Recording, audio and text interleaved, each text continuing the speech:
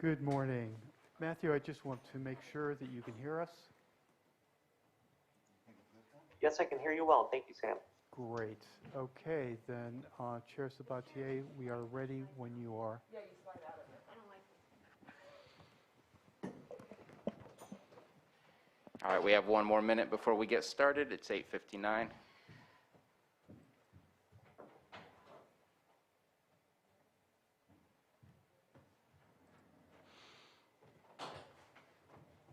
Oh, you testing? What? Testing chairs? Yeah, that one I slide out of. There's a certain level of comfort needed for 6-hour meetings. No, there is. And some of these you need a seatbelt. I know. Oh, do you slide out?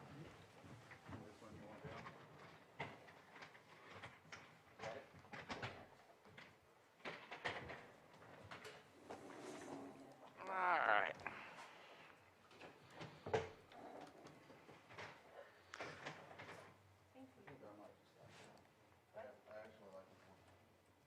Sliding out? 30 more seconds. Thank you for your patience. We're playing musical chairs here. All right. I believe, Sam, that you said everything was ready to go? You're ready. All right. Thank you very much. Welcome, everyone. It is 9:01 a.m. Today is August 3rd, 2021. This is a regular meeting for the County Board of Supervisors for the County of Lake. And I believe we have a moment of silence from Supervisor Peiska. Is there any other moment of silence from anyone else? Okay, let's go ahead and get started with that. Yeah, so am I on? Yeah. No? No, that's all. Now? I had it on. There we go. Well, I'd just like to take this opportunity for all of us to contemplate how we can work through our fears and anxieties and even anger to figure out how we can come together, as we have so many other times, as a community to fight this COVID battle on a united front.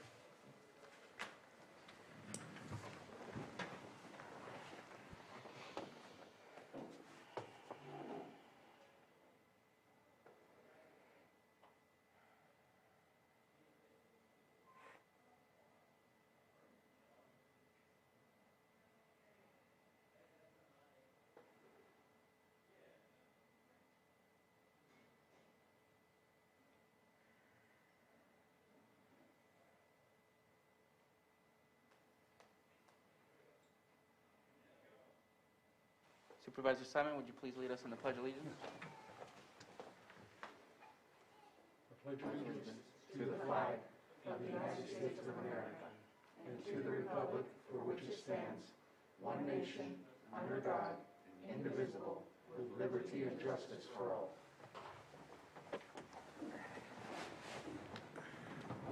Thank you for that. And we've received already 2 extra items that occurred after the posting of our agenda.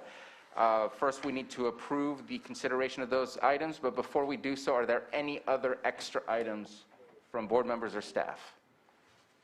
None? Okay, let's go ahead. I know at this moment in time we're very tight on time for Dr. Pace, so I'm actually going to get to these items a little bit later for the approvals to add them to the agenda.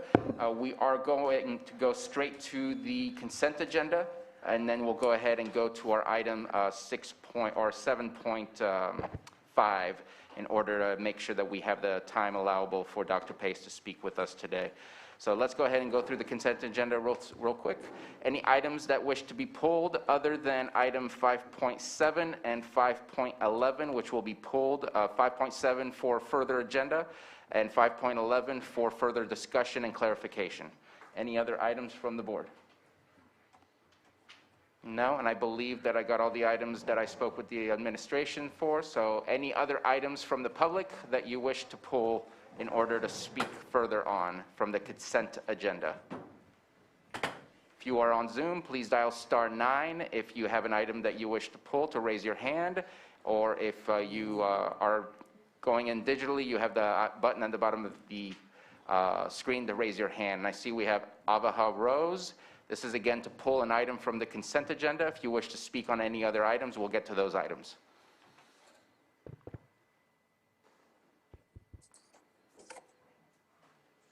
Good morning. Good morning. Mr. Sabatier, regarding your comment last week, I am wondering, how does deciding to comprehend scientific viewpoints with zero funding from interested parties like me? Hold on. This is not the time for public comment at this moment. We are asking who wants to pull an item from the consent agenda. We will not skip public comment. We will get to that, okay? Okay. If you do not wish to pull an item from the consent agenda, then we'll move on and come back to the board again, pulling 5.7 and 511, looking for action. Mr. Chair, I'll move to approve the consent agenda items 5.1 through 5.6, 5.8 through 5.10, and then 5.12.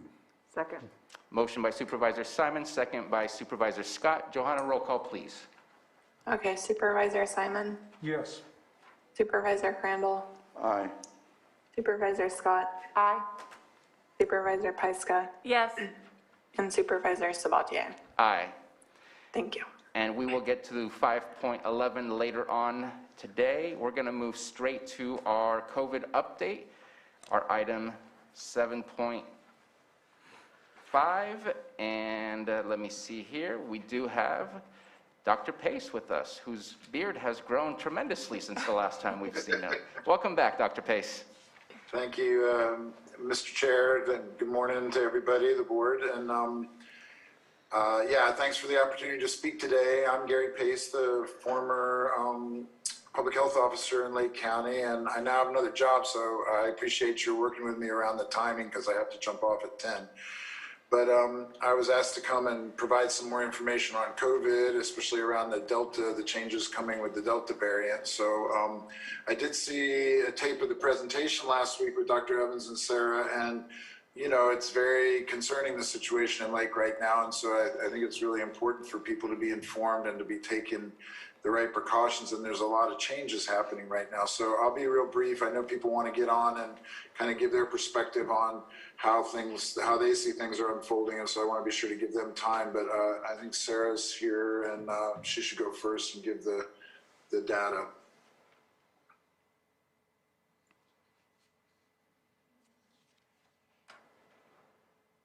Good morning, supervisors. I have a brief update. It's fairly similar to last week. First, we'll start with testing in Lake County, and statewide testing continues to increase. Lake County is testing at a rate similar to the state right now. The testing positivity in Lake County, the 7-day average, is about 16%, significantly higher than the state, but you can see this really steep line since mid-June that the state is increasing rapidly in terms of its testing positivity.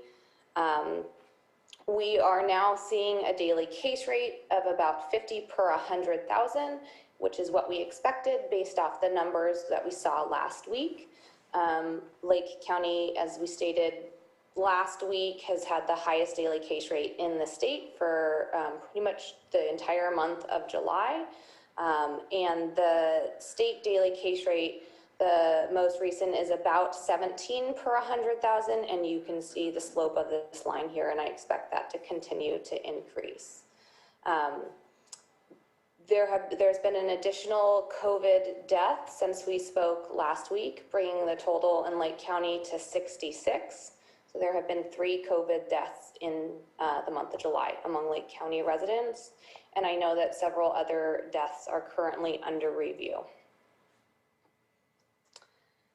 Okay, here is the epi curve that we looked at last week. We were looking at this number and concerned about this increase in cases that we've seen since mid-June. In the last 7 days, as of yesterday afternoon, 320 new cases have been identified, bringing the total to nearly 4,400. What I want to note on this graph is that you'll see the N is different here. This graph is showing about 100 fewer cases. That's because the data haven't come over from the second system. So I expect to see, once that happens, the contact tracing and case investigation happens, that we'll see this line increase and be more similar to the previous week. I do not believe that we're seeing a decrease. Just wanted to give you a more regional perspective. Again, here's Lake County. This is the daily case rate. over time since the beginning of April.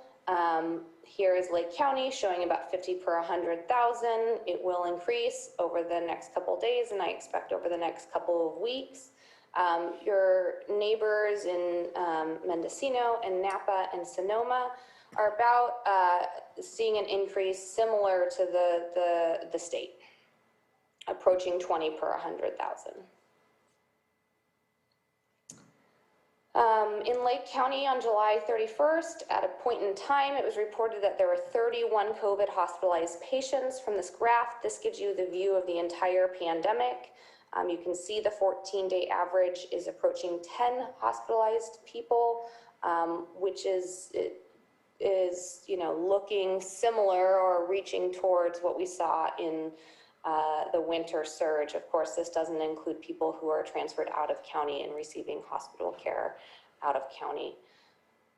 3 COVID ICU patients on July 31st. Again, you can see the 14-day average and how that compares to the rest of the pandemic. So as we discussed, vaccination is one of the best interventions we have to reduce hospitalizations and deaths. The latest data tells us that 53% of people 12 and older are fully vaccinated in Lake County. That's 29,000 people, and 40% of the eligible population remains unvaccinated. Lastly, I want to share a bit of good news. We are seeing in Lake County and statewide an increase in the number of people who are getting their first doses. So you may have seen this reported nationally as well. So starting in sort of early July, the 7-day average of someone getting their first dose was 47 people. And you can see over the month of July that this has increased in Lake County to 86. So there's speculation that that's people responding to a variety of things. I think a lot of the thinking is that's in part people seeing friends and family get vaccinated and concern about the Delta variant. So the graph on the bottom shows the entire, since the end of December when the vaccines first became available. Lake County is the darker blue. You can see the rolling average of first doses. So here we see this increase. So this is positive news. And as you continue your efforts, just of note that the 18 to 49-year-old population, about 56% of them are unvaccinated, and we still have more than 1 in 3 people over the age of 65 who are unvaccinated. And these certainly should be target populations because they're at higher risk for severe illness and death. Thank you. Thanks, Sarah. So as you can see, the situation's kind of worrisome. The hospitals are filling up and the cases are increasing with no end in sight. And there's still a lot of vulnerable people out there that are unvaccinated. And so I just wanted to go over, the situation's changing a lot right now. And I just wanted to kind of point out some of those changes and maybe give a little bit of kind of context to it all. So I think the most important thing to remember is that the vaccine continues to be very protective against serious illness and death. So this is really a blessing, and I think it should be kind of the most important thing to think about is vaccination and how well it's working. It's getting a little more confusing because it seems that people do get infected when even though they've been vaccinated, but what's being done by getting vaccinated is you're protecting against serious illness and death. And the data is very clear about that at this point, that 90% of the people in the hospitals are unvaccinated and tend to be younger, tend to be the 20s, 30s, 40-year-olds now, because the older folks tend to be vaccinated. This is around the state and around the country. So 90% of the people in the hospitals are unvaccinated. The people that are vaccinated that tend to end up in the hospitals or dying are folks that are older or are older or have other underlying immune compromised situations. So if you get vaccinated, you really don't have to worry much about hospitalization and death. The things that kind of a bunch of new information's come out in the last week. The Delta variant appears to be way more contagious than we originally thought, and it does seem that the vaccinated people can get it and can spread it to other vaccinated people. So this is partly why it seems like this thing is sort of gaining momentum even in counties where there's a lot of high vaccination rates. That's where a lot of these masking discussions are coming in place and all that, is that for us to be able to stop the spread, vaccination is not adequate, but vaccination is good for stopping people getting really sick and dying. I'm caring for people now. I'm doing clinical medicine again, and the unvaccinated people can get really sick. Not everybody who's unvaccinated who gets infected gets sick, but if you see somebody that's unvaccinated and they're testing positive, we worry a lot more. The vaccinated folks tend to be getting ill. Some of them are getting ill, but it's sort of like the flu. You know, they feel crummy for a little while, and then they get better, and they go on about their business. So really, what we're starting to see is two groups: the vaccinated group, which doesn't have to worry that much, and but they can get the infection and they can get sick. The other thing that they have going is that they're able to, there's getting to be a lot of restrictions going in place now. People having to show vaccination cards to go into certain places, to get, to do certain kinds of travel, different kinds of things like that. So, and I think that's going to get to be more and more as this thing unfolds. And then there's two groups: the vaccinated group that tends to not have to worry too much about getting real sick, and the unvaccinated group. If they get in contact with somebody that's a confirmed case, or they start getting sick, then it can go badly. And also now they're starting to have to kind of justify things and having to show proof that they're being required to show proof of vaccination to get into certain places, and it's not always going well. So I think the next point I want to make is the hospitals are filling up. The Lake County hospitals are filling up. Sarah reported there that there are 13 positive, COVID positive cases in the hospital, and there's 3 COVID positive cases in the ICUs locally. There's only really 8 beds kind of at baseline in Lake County in the ICUs. So, it's about, you can see that there's a fair amount of capacity being taken up by COVID patients. It's important because it impacts everybody in the county. So if somebody's having a heart problem and they show up in the ER and there's no beds because a bunch of these beds are filled up, it becomes a problem for everybody. And as always in Lake County, transportation between hospitals is always an issue. And, it's just a problem to get people out of the county if we need to. Also, the neighboring counties are now starting to experience a lot of people in the hospital. So, for example, in Sonoma County, on Sunday, there were 59 people that were COVID positive in the hospitals and 15 COVID positive folks in the ICU. So, this is just, we're starting to see some of what we saw in the wintertime, where the hospitals were filling up and it was getting a little bit anxiety provoking about if we were going to have enough capacity for everybody. At this point, regionally, it seems to be okay, but the numbers are continuing to rise. And I think one of the important points is if we had not had the vaccination push going on the last several months, the hospitals would be probably overwhelmed at this point. So we're very fortunate that all that work has gone into it and all the people have agreed to go ahead and get the vaccination. So masking is another question that comes up. So, masking clearly helps. I think when there's these discussions about the data, I don't think the data is in question anymore. And this virus is so much more contagious than the other viruses that it only makes sense to just do whatever you can to slow down and decrease the transmission.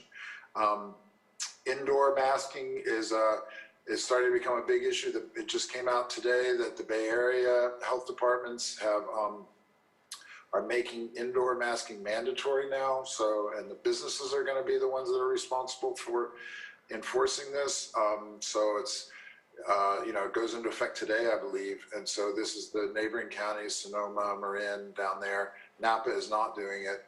The Board of Supervisors in Lake, my understanding is you all came out with a recommendation that masking occur indoors, and I think this is only common sense. So I think this is a very, very good idea, and I think it's important for people to do this as much as possible. High-risk situations outdoors, it's probably smart to wear a mask there too. Again, this is much more transmissible than before, and so even when you could get away with kind of doing things and not getting sick, you say, well, I didn't wear a mask all last year, it didn't matter. This thing is a lot more transmissible, and I think you should take whatever precautions you can to slow it down for your own health and also for the just the community good. There's been some questions about events, like what should people do about planning for events? And the state guidelines haven't really changed yet, so you can go on the CDPH website and check those out. But you know, outdoor events are allowed. There's distancing recommended, and you know, suggestions about hand washing and masking and things like that. But I think these will probably get tighter in the coming weeks. And I think for folks that are planning for, say, September and October, you know, there's like what you can get away with, and then there's what makes good sense. And so, you know, I think you probably need to be anticipating that this is going to get worse in the next month or two, and that there are things you can do to minimize risk in terms of masking, in terms of requiring vaccination, things like that. And, you know, being outdoors is by far better. Less crowded is by far better. All these kind of things can help, because there are these super spreader events that are happening around the country. And, you know, if you're doing you know, a fundraiser or something, you really would not want to have it be a super spreader event that somebody had a bad outcome from. So how do you do all this? You know, the guidance is changing very quickly. The state guidance is in place. But, you know, it's the same kind of common sense measures to decrease transmission going forward. So just a couple more things and then I'll be done.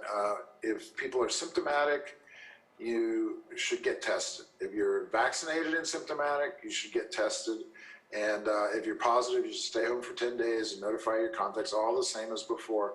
If you're negative, it's probably something else. You know, if you're symptomatic and your test comes back negative, it's probably not COVID, and especially if you're vaccinated, you're probably okay to move forward. If you're unvaccinated and you're symptomatic, you should get tested. And if you're positive, stay home and let your contacts know, same thing as before.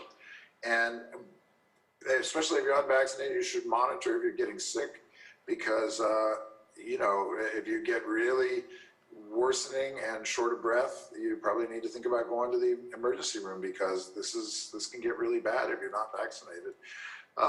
If you're a close contact of a confirmed case, vaccinated folks, the recommendation right now is very different. It's like you just monitor for symptoms and you can go to work, you can go do things. If you're unvaccinated, you should go into quarantine like before. So there's a big split there if you're a close contact to a confirmed case, whether you're vaccinated or unvaccinated. So, you know, again, these things are changing quickly. It's very confusing, and I think we just have to try to do the best we can moving forward. We're learning new stuff every day. So just a couple conclusions and then I'll stop. Is this virus is changing, the guidance is evolving, and we're probably not going to be reaching herd immunity anytime soon. I think the hope was that we would get to a certain level of vaccination rates, for a certain level of people who had been infected, and we would have 90% or something, and we'd reach herd immunity. It looks like that's not going to happen now, because even when you're vaccinated, we're still able to transmit it. So it's going to keep going around the community. So we're probably going to be dealing with this for a while.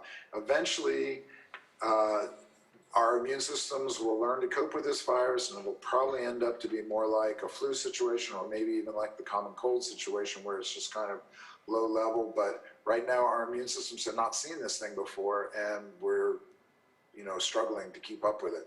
The vaccines do help. It's hugely helpful. This is really a blessing of modern science that we've been able to get this. And but what it's doing is slowing it down and protecting people from the severe illness. It's not slowing down the transmission, and this virus is continuing to mutate. So we'll have to see. I would suspect we're going to be needing booster shots down the road at some point, but we'll have to see how that goes. And so I think, you know, the bottom line is I just encourage everybody to take this thing really seriously. we're in a new phase now. You know, we were kind of hoping this thing was going to draw to a close. It's not. It's not going to anytime soon. And now, but it's getting more complicated. Vaccinated versus unvaccinated. The masking guidance is changing, and you know, I think it's just you know, we just have to do the best we can. I really encourage people, if you've been thinking about getting vaccinated and haven't gotten around to it yet, to go do it. Do it as soon as possible. It takes a few weeks before the protection really kicks in, and so the sooner you get there, the sooner you're going to be less at risk of getting in trouble. And so I think that's it. Thank you. I think if there's specific questions about the local response, Denise is here, and I think Carolyn might be here as well, so they'll be able to answer that more. But that's kind of the overview of the current thinking now about the way it's going with the Delta variant. So thank you. Dr. Pace, thank you very much for your presentation and coming back to spend time with us to discuss this unfortunate reoccurring issue that just doesn't want to go away. Let's bring it to the board. We have Supervisor Pyska with a comment. Hi, Dr. Pace. Thank you for coming today. It's really great to see you. I was just wondering if maybe Sarah could help us understand the age range of the people that are hospitalized and also the age range of the 3 people that have died this month. Hi, Supervisor. I don't have the information on the 3 deaths that happened this month, the age range. I can, I think, I'll pull up the data of all deaths. We'll move on to other questions and be able to share that today. For hospitalizations, and I think we've discussed this at the board before, the challenge is how the data are reported to the hospitals, or excuse me, how the data are reported from the hospitals to the state. So the short answer is I don't have data on all hospitalized patients and their age, because it's reported straight up to the state and it's not disaggregated. So there's, for some cases, we have information on age who are hospitalized, but not all hospitalized patients. I wish I could report that to you, and again, this is an issue statewide. So I think I'll pause there and maybe you can continue with questions, and then I'd be happy to come back on to show you the age range of all deaths. I have that readily available. Thanks. And I know it's difficult to find this data, and we do ask this often, but if at any point we could ever figure out how many of our residents are in hospitals out of the county, I think that's really important too, for us to be able to look at that impact that we're not seeing locally. Supervisor Scott? Thank you, Dr. Pace, for your report today. My question, we're talking a lot about vaccines and masking, but we're not really talking about barriers. Should we be putting our barriers back up even though we are vaccinated and have masks on? You know, I think the barriers help. Anything that prevents the transmission. The problem is that, you know, another part of this that's the way the thinking has changed is this whole discussion about droplet versus airborne. So, you know, some of it is spread by the heavy droplets that go down quickly, and the barriers really are good at preventing that spread. But, you know, now more understanding has come that there's an aerosol component of it as well. So the little tiny particles that sort of stay in the air and hover in the air for a while and can circulate around the air, the barriers don't necessarily prevent that. So the barriers are probably helpful, especially if you're in situations where people take their masks off for, like, you know, if, I don't know, there's different situations where that occurs, or if there's not good compliance with the masking. The mask is preferable, the mask is better. It's like the face shields. The mask is better than the face shield because it can go out into the air, whereas the mask prevents it. So, you know, I'm kind of hedging a little bit, but I think it's not a bad idea to do that. If it's a huge effort, I'm not sure that it's maybe worth it. I think it's probably more worth it to work with the masking part of it. If I may jump back in to share the data on deaths just really quickly. So I looked at these data last week, so this was before the last COVID death. So I'll start on the right because you asked about age range. So of the 65 COVID deaths among Lake County residents, 37% or 24 have been among people 80 years or older. 42% have been among people 65 to 79, and 15% people 50 to 64, and 4 deaths or 6% among people 18 to 49.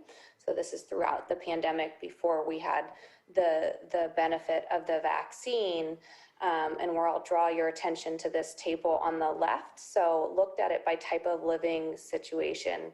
We, know that there was a lot of focus and attention on skilled nursing facilities because those are high risk settings, particularly before the vaccine, and 22% of deaths were in skilled nursing facilities, 6% or 4 in residential facilities, and then 3 out of 4 deaths, roughly, or 7 out of 10, were in what I'm calling non-congregate settings, so people who are not living in one of these types of facilities. So I've called this before community deaths. And of those 47, here you can see the zip codes in which those people lived throughout the county. About 34% or 16 lived in zip code 95422, and about 21% in zip code 95453. So that's the latest I have. We can certainly report next time we present more information on the more recent deaths. Supervisor Scott, you had something more to add? Nope. Okay. Any other comment or questions from supervisors? So I do have a question, and I guess it's a comment / question / request. I know that data is difficult to come by, but I think data is the most important thing that we can have in order to persuade the public on whether or not they want to get vaccinated. Using national numbers or statewide numbers does not always equate to what's happening specifically here locally. And if we have data to specify what's happening here locally, it has a higher potential impact on persuading people to change their behavior. If there's an outbreak in LA, people are less likely to want to mask up here, but if there's an outbreak here, they're more likely to want to mask up here. What's right here and there is going to make that risk assessment change the final decision. And so I think it's important that we know, I know we heard today that 9 out of 10 that are hospitalized are unvaccinated. I would like to request that we really get the data of this latest situation, because if we're looking all the way back to last April, last March, that was a vastly different situation than what we're in today. Today we have tools, today we have a weapon to be able to combat the issue of the virus versus what it was at the beginning. And so to look at the aggregate is not a bad thing, but I think we also need to look at the last 2 or 3 months where we've had a large increase of vaccinated folks and seeing what that data looks like in comparison to before, to really show that this is, and not really show, but show the data itself. And I'm assuming from what I know and from what I'm hearing constantly, that it will show that being vaccinated is a better situation for all of us due to the fact that it protects you from either severe illness or even getting ill in the first place, and all the way to the point of death. And so if we can get to those numbers, I know that I'm reaching out directly to Adventist Health in order to capture those numbers rather than trying to go through some sort of state reporting system. That might be an easier way. So I would ask that you please use us, because we do have contacts and connections within those hospitals. I know you do as well, but I know it's also added work in order to collect all this information and put it together for us. But I think it's important information and important data that we have the ability to provide and convey to the public as to what truly is happening since our drop-off of people getting vaccinated. Right now, it's surging, and you mentioned that. I just read an article in the Mercury News that we're the top county in the state of California for the increases of vaccination. I think it was a 48% increase day to day. People are making a risk assessment of the situation and deciding, okay, I need to go ahead and get vaccinated. So I think we need to provide that data. And I know it's difficult, but let's work together to get that so that we can break those barriers that make it difficult right now to access that information. I'm sure the hospitals have it somewhere. It just might not be easily accessible through some reporting software. Thank you, Supervisor. If I may, just a quick response, and I'll work with the team to seek out the hospital data. I do want to make really clear that, and perhaps we can show this next time we present, I've calculated the daily case rate among fully vaccinated Lake County residents and unvaccinated Lake County residents in the month of June, and the daily case rate among people who are unvaccinated is about 6 times higher than it is among fully vaccinated individuals. So again, that speaks only to risk of infection, but the risk is about 6 times higher, or has been, in the month of July in Lake County, and that is consistent with what we're seeing statewide. And perhaps we can bring back additional information to show that and help communicate that better. Thank you. Correct, and I think you had that in the presentation last week. I think it was 541 total cases and only 68 of those. But I think the hospitalization and further issues and complications such as death is an important part of the conversation as well, not just the cases. And so I think if we can get that information, it would be a very valid point to make and help be more transparent with what truly is happening here locally. Supervisor Pyska, you had something you wanted to say? Yeah, Sarah, that was for the month of July or the month of June? Month of July. Oh, okay, wonderful, thank you. Any further comments from the board before we open it up for the public? All right, let's go ahead and open up for the public. If there's anybody in the board chambers that wish to speak on this item, please stand up. You have 3 minutes. And in the Zoom room, go ahead and raise your hand, and we will get to you as soon as we have time.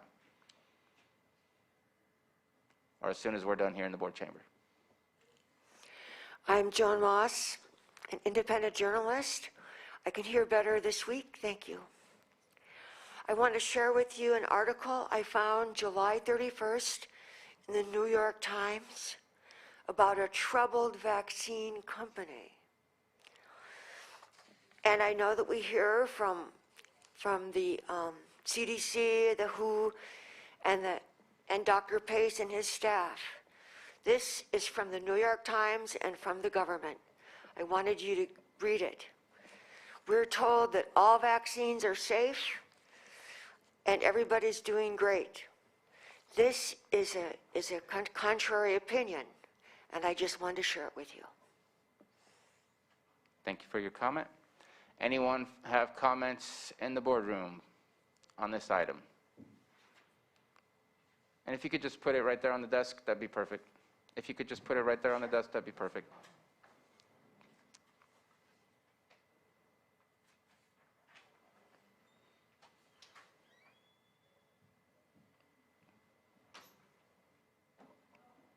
Thank you. Looks like we don't have any comments left in the board chambers. Let's go ahead and go to the Zoom room. First is Elaine Zacher. And again, you have 3 minutes, and please let us know your name just in case I got it incorrect. Yes, that is my name. This is Elaine Zacher. Thank you for the opportunity to speak. I would like to speak about the PCR test because it is always mentioned as part of the public health presentations, and the data on the cases is always, well, it's probably based on the PCR test since that is the standard test for cases.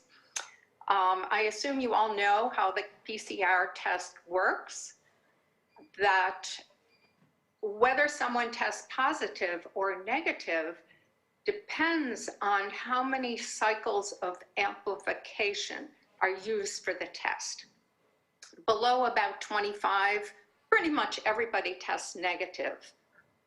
40 or over, pretty much everybody tests positive. So you can see the test is subject to manipulation. And I want to mention that there are a number of lawsuits alleging that the PCR test is a fraud. Reiner Fulmick, a consumer protection lawyer, is bringing a class action suit in Germany against government officials and PCR manufacturers. He has evidence that the PCR test is completely unsuitable for detecting infection, and that it's not even licensed or approved for diagnostic purposes. Reiner Fulmick also plans on filing a lawsuit in the US, alleging that there is no corona pandemic and there is only a PCR test pandemic. Also, attorney Thomas Rentz is filing a federal lawsuit in the US, in federal court, in a US court. He's filing it on behalf of a group of doctors, medical doctors.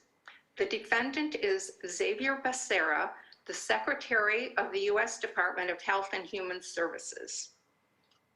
The lawsuit is full of evidence and expert testimony dismantling the so-called emergency and the efficacy of the shots. The lawsuit alleges that the PCR tests have artificially increased the number of cases. The lawsuit notes that the manufacturers of the PCR tests include a disclaimer that the FDA has not determined that the test is safe or effective for the detection of SARS-CoV-2. Manufacturer inserts furnished with the PCR test. Your 3 minutes are up. Please finish with your last comment. Okay, manufacturer inserts furnished with the PCR test include disclaimers stating that the PCR test should not be used to diagnose COVID-19. Thank you. Thank you. It's funny how we're suing for PCR tests for COVID-19, even though they've been using PCR tests for previous conditions to test for. That was never an issue. Let's move on to Ahava Rose. Thank you. Yes, it's funny. Thank you. Yes, it's funny because we've also used things like titer tests and what's the other one? There are other tests. There are other tests that are diagnostic and qualitative, in fact, that are not so much quantitative, that are not so much qualitative. Polymerase chain reaction can detect a genetic sequence, which we now know also that SARS-CoV-2 is only held in digital databases. There is no certified reference material sample. So how does comprehending viewpoints with zero funding from interested parties liken me to a bigot regarding your comment last week? My nonviolent lifestyle maybe means not relying on animal products like aborted fetal cells, or maybe doing thorough enough research to know that the main component of nanogel, an mRNA shot ingredient, is graphene oxide, a known electromagnetic toxic poison. Maybe it's because, Mr. Sabatier, you knew I'd look into Dr. Charlie Evans of last week to find that the health officer you chose to follow has a 1-star rating online that reads like a classic horror story. You may not have looked deeply into the Mounting Bears data or heard the Harvard study concluding that less than 1% of the adverse events are even reported, so maybe you don't feel for the victims who are turned away by their own doctors and hospitals who refuse to report their accidents, including tremors, seizures, transverse myelitis, blood clots, and myocarditis, while insurance companies refuse to help them. Not to mention the pharmaceutical companies shirking liability for all harm since 1986, while making over $18 billion in the second quarter of this year alone. You may not know how much insurance companies pay the doctors for each completed round of injections, but as a legislative body, you all should know. California law states local emergencies can only be called at the introduction of an infectious disease, and we are well over 17 months past this. California Penal Code 1483 states it's a crime to report a false emergency. The health officer is required by law to give you evidence, but thus far they've given you lies promoted by fraudulent qualitative testing for a digital sequence, while there are physical certified reference materials available by Biosisto, a company purchasable from lab companies for every other microbe and contaminant known. Title 18 U.S. Code 1030-8 says it's a federal crime to provide false or misleading information relating to biological hazards or conducting hoaxes and is punishable by life in prison. Title 18 U.S. Code 1040 is a federal law against fraud in connection with the disaster or emergency benefits, punishable by 30 years. And California Health and Safety Code 24171 declares individual rights to determine what's done with one's own body. And at that, California Health and Safety Code 24172 grants citizens the right to refuse medical experiments without duress, coercion, or influence. Government Code 1292Q clarifies religious rights to abstain from procedures conflicting with religious or spiritual beliefs. But not only that, the California Health and Safety Code 101080 requires a board of supervisors to proclaim the termination of a local emergency at the earliest possible date. Ms. Mariscos has given us the data that shows that 80% of these cases are over 65, 80% of the deaths, may I correct myself. So 66 deaths over 4,394 cases is 1.5%. 50 cases over 1,000 is 0.05% cases right now. You're not immune from the law. Was there a state of emergency when 26 people died of the flu in 2017? I don't want to put you on notice for violation of these codes, but I am done watching the puppets of Big Pharma's medical technology. Your 3 minutes are up. They're gaslighting you. Your 3 minutes are up. Thank you very much for your comment. Next, we have Kay Toy. If you could please give us your name. Hi, this is Kathy Toy. I had two questions actually for Dr. Pace. Dr. Pace, I wanted to make sure that I understood what you were saying. I heard you to say that the vaccinations are not slowing transmission. Is that what I heard you say? And I was wondering how that data was gathered, to get that information. If it's possible for you to finish your comment, and then we'll go ahead and get you that answer. Okay, and the other question was, a lot of us are wondering when testing is done, does it actually reveal whether or not it is the Delta variant? So those are my two questions, and thank you very much for the information that you've given us today, Dr. Pace. Thank you for the questions. Dr. Pace, if you can answer those. Hi. Yeah, so the first question is a really good one because this is new and this is kind of really evolving quickly. A couple weeks ago, we were all thinking that it was much less transmissible amongst folks that were vaccinated. There's about a little less than 2 weeks ago, the CDC came out with their big kind of change in the masking guidance, and people were kind of confused as to what was going on. And there's been a couple studies and there's been a couple kind of case studies that came out in the news at the end of, like, basically last week, early last week, or a little bit at the end of the week before, that was showing fairly widespread transmission amongst vaccinated people. So, for example, there was a wedding where, or there was the issue in Provincetown where there was a big gathering in Provincetown. I think it was over 4th of July, Provincetown, Massachusetts, and they went and really kind of dissected this data, and they found that, you know, a large percentage of the people were vaccinated already. So it's very much not widespread kind of case-controlled studies like we like to see, but sort of kind of spot testing and recognizing that, oh my goodness, this seems to be happening. We didn't think this was going to be happening, and it's really starting to influence the way we're thinking. So it's still very early in the understanding of that, but if you go and look in some of the mainstream press over the last week or so, they're mentioning a lot about Provincetown. There's a couple different studies that came out that really influenced the CDC's guidance in that. The other question was about the Delta variant. The regular PCR testing does not determine what variant it is. The state is pulling certain samples, a certain percentage of samples from every region, and then having to do the genomic sequencing. It takes a little while, and we can also send specific samples that we're concerned about. Say there's an outbreak in some place, we can send some samples there to see if it's the Delta variant. But, you know, it's well over 60% in the state now seems to be that it is the Delta variant, and it's probably going to continue increasing because it's so much more contagious. So at this point, I think we pretty much need to just assume that's what's going on. Thank you for your response, Dr. Pace. Next is phone 1113. If you could please provide your name. And you have 3 minutes.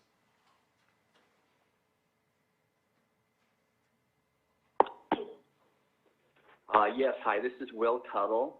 I'm speaking out yet again on behalf of myself and thousands of other residents of Lake County who respect their native health and intelligence enough to refuse these toxic vaccine and masking coercions, and on behalf of children as well and future generations who are depending on us to do the right thing and protect our basic human rights to bodily autonomy, informed consent, and freedom of speech, freedom of assembly, and freedom of religion. It's becoming obvious that the whole COVID narrative is a huge fraud, as we've been hearing, and it's a crime against humanity that's being perpetrated through massive censorship of doctors, scientists, and journalists, and through a continuous flood of fear-based lies and propaganda. Why do our elected officials refuse to uphold their oath to defend our constitutional rights? Why do you, our elected officials, unquestioningly support and encourage the harming and possible killing of uninformed and misinformed people? What we are seeing now is the unraveling of the whole COVID fraud. Last week, the CDC openly admitted that the PCR test, its gold standard for determining COVID cases, cannot discriminate between COVID and the flu. So the whole foundation of this shameful charade is now laid bare for those with eyes to see. Those who refuse to see can rightly be called Nazis. Now this week, the CDC is telling us that, quote, universal masking is essential to reduce transmission of the Delta variant. This amounts to claiming that masks offer more protection than vaccination. On top of this, the new CDC document says, quote, new research suggests that individuals infected with Delta may be able to transmit the virus as easily as those who are unvaccinated. Studies in Singapore, Israel, and other countries show that 75% of the new COVID infections occur in people who are vaccinated. The CDC also reports that 74% of new COVID cases in Massachusetts are in fully vaccinated people. Even by its own data, the CDC's and Big Pharma's push for people to be vaccinated makes no rational sense at all, except to increase vaccine profits and also to increase vaccine-caused deaths and injuries, which continue to skyrocket to unprecedented heights. Many of the world's top virologists and vaccinologists are now saying that the new COVID illnesses and variants are actually the illnesses and harms being caused by the vaccine. Dr. Robert Malone, the main inventor of the mRNA technology, is calling this the deadliest vaccine in history, quote, a vaccinologist's worst nightmare, and his voice, like that of other leading experts, is being brutally censored by the pharma-controlled media. According to the Nuremberg principles, also adopted by the United States, if local health and government officials blindly go along with the orders they are getting from superiors and insist on being Nazis, and this leads to the death and injury of many people, they are not just civilly but also criminally liable for the harm they are causing. So in closing, I hereby request that you, our elected county officials, fulfill your civic obligations and require the county health department to research and report to you all the injuries and deaths occurring after and connected with these 3 COVID minutes injections. are up. Lies and censorship go together, and the light of truth is the best medicine for all these illnesses. Your Thank you 3 very minutes much. are up. Mr. Chair, just a reminder about Dr. Pace's time.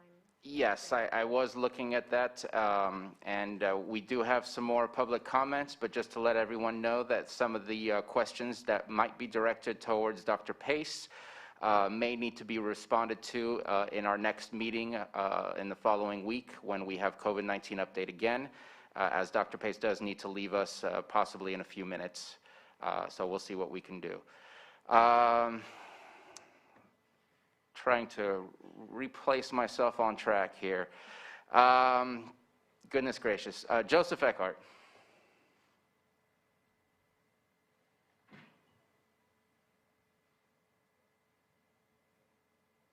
Hey, good morning. Good morning. I'm going to be pretty brief because, I don't know anybody here, and everybody previous to me were quite eloquent and seemed very prepared. But I'd like to just talk about jurisdiction and authority for all of this. Title 18 of Federal Code, Section 241 and 242 says that any color of law action can be you guys can be criminally held liable for color of law. Like, no legislature has passed any of this. You guys don't have any authority over a man, to conduct myself, my property, my DNA, my biological estate. is mine and my other fellow human beings. Yeah, that's about it. Because we can say medical facts all day to you while you look at your phone and dismiss everybody. It's not going to do anything. But I think federal codes are already in the books. You know, they're written for this reason. So we couldn't be forced to go through medical procedures without consent, enter public accommodations before undergoing a medical intervention, like putting a mask on, blocking my God-given right to breathe the gas pressure that's provided for me. Yeah, that's about it. I think it's morally wrong. Okay, thank you for your comment. Next is Aaron McCarrick.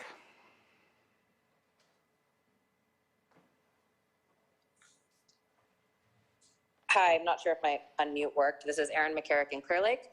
I just wanted to give a thank you to Dr. Pace and the patience and the guidance and the leadership that he and all of the folks at the health department have provided over this past year.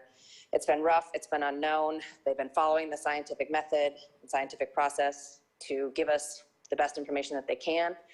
So very much appreciate it. Best of luck in the next venture.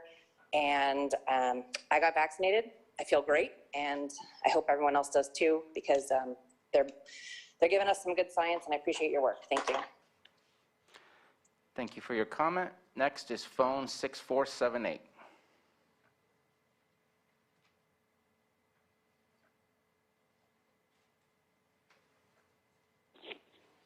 Hello, can you hear me? Yes, we can. You have 3 minutes. Yeah, my name is Madeline, and I spoke a few times, and last time I was really a little shocked because I really demanded for some more time it's obviously we have two strains in our population, the ones who stand for masks and injections, and the other ones, it's a shot. It's not a vaccine, by the way. And the other ones who don't want all that. And so we only get 3 minutes, and we are the people who pay for the boards, for all the officials. And it's the board and the officials who have to serve us and hear us. And we're very much scientific, a lot of us and a lot of these doctors who know the truth, and they should be able to put the case widely for everybody to hear. So we have actually a choice to vaccine or not vaccine or taking the shot, like I said. So please, I like to urge that these aren't just bigots. Like this was the answer last time. They're just bigots, the ones who are on the other side of you. So I think that's very shocking. That's not scientific. Science always puts questions. It's a research. It's like in all directions. One has to research to find the truth. So please give us more time. Not just the 3 minutes and we have to rush 100 miles an hour to say what we like to say. So I thank you for hearing this, and I hope something will change. Very much hope so and urge. Thank you. Thank you for your comment. And just a correction, I did not call people who don't want to vaccinate or mask bigots. I said having a non-scientific Google warrior placed with science to discuss this is like asking a bigot to be on a diversity committee. I did not say people are bigots for not getting vaccinated. It is a choice. I'm not quite sure why people believe that there's a mandate for these things. We are trying our best to protect people and provide the information that we are receiving and that we understand to be the truth of the science of COVID-19. We are not mandating any vaccinations. I'm not quite sure where the fear of your rights get into play here. You get your minutes for their freedom of speech. I am not interrupting, no matter how ridiculous some of these comments may seem to me, because you have that right to speak. So I don't understand some of the complaints that I'm hearing here. It just does not make any sense to me, and I'm going to stop before I say something that gets me in trouble. Not to mention the actual really good comments, we unfortunately have to stop at 3 minutes. So it's not just the people that have things that we don't want to hear. It's people we do want to hear and want to add, but we cannot because the 3 minutes is something we have to abide by. And you know, this whole ideal of facts, I mean, you can cherry pick all day. You can use Native American references. There's all sorts of acts I have here for Native American programs if anybody wants to be a part of it, because they like to throw it out there about being Native American and free like they used to be. I wish some of these people were here in 1850 because, man, they needed someone to speak for them back then. So I don't know. I'm sorry, Bruno. Just had to add that. Now you saved me. Any other, there's no more public comment. Let's bring it back to the board. Any final comments? Supervisor Simon. Yeah, you just want to follow up with that. You know, obviously when this pandemic started, you know, there wasn't much information out there. So I really want to thank the board, the public health department, because that's what we're doing, trying to provide the information so you can make an educated guess. You've heard us all say in the public health department, if you have questions about your vaccine, please contact your provider and work through that process and get the information that you need. Each and every one of us as individuals can make that individual choice, and what we're attempting to do is provide this information as we move through the pandemic. We do know that the Delta variant is here. It is moving through our community in this country and the rest of the world, and we're going to continue to try and provide that information with an open mind, coming at you with the information that we have. But ultimately, it is a individual decision whether to get vaccinated or not. If you are going to make that decision, then, you know, I think each and every one on this board understands and supports individuals in their decisions. If that happens, we are asking then, please mask. If you could please mask in those situations to help protect others, that's what we're doing. We'll continue to ask that. We'll continue to provide the information. We are working towards, hopefully, more folks getting vaccinated if they choose to, but we're going to continue to provide the information. We have heard all types of points of view, and I think the chair and the board does a good job at this point to giving you those opportunities, and we'll continue moving along the path here. Ultimately, as you know, from day one, protecting individual lives and individual family members and loved ones is always an individual decision, but we're going to give everybody the information that hopefully can be made in the right way. If you choose not to, once again, that is your individual right. And we'll continue this until we move past it. But as I said, for sure, till the end of the year, we'll be dealing with this and much longer. So I want to thank everybody on both sides. And I know we're continually to grow that you're going to hear folks that have a difference of opinion than myself. I made it very clear again, I did get vaccinated. You know, I felt like that was the choice to do for my personal situations and my family that is out there. So we'll continue down that path. That's really what I have to say today, and I will make it very clear. I am not a doctor. You know, I will not do that. I'll provide the information that is given. I will ask the questions, hopefully it'll help us move forward. But living this in a reality that it is. You know, not only do I have all the employees here that we manage as a board of supervisors, but also a business owner in this community, one of the largest business owners in the South Lake County. This is a reality, whether you're one side or the other, vaccinated, unvaccinated, this pandemic is real. You know, I've experienced it, I've seen it. I have family members that are long haulers that have been affected, you know, and I've seen it from both sides, vaccinated and unvaccinated. So I appreciate it. In the beginning, didn't have that information in that hands-on effect. But now, 17 months later, seeing it and living it every day. So continue to provide the information and hopefully, you know, have an open line of communication. I understand we'll not agree with everyone, but we'll always be willing to listen. And I know this board does a good job of that too. So those are my thoughts for today, and you'll hear that same message each week as we move through this process. And I hope that individuals that will not be affected by loss, because that is the worst thing. No matter what we do with politics, rules, government policy, whatever it is, the most important thing is family and friends in this world. And they're the ones being affected by this pandemic. And, you know, I hope no one experiences that loss. And I feel, you know, just for everybody, the 65 deaths that we've had in this county, believe me, for the rest of my life, that will be something that I take with me, that I was on this board when this pandemic happened, so do not take it lightly. That's it. Thank you, Mr. Chair. Thank you for your comment. Supervisor Pyska. I want to thank all of you for your comments. It's pretty much what I want to articulate as well. We're clearly in a dangerous place right now.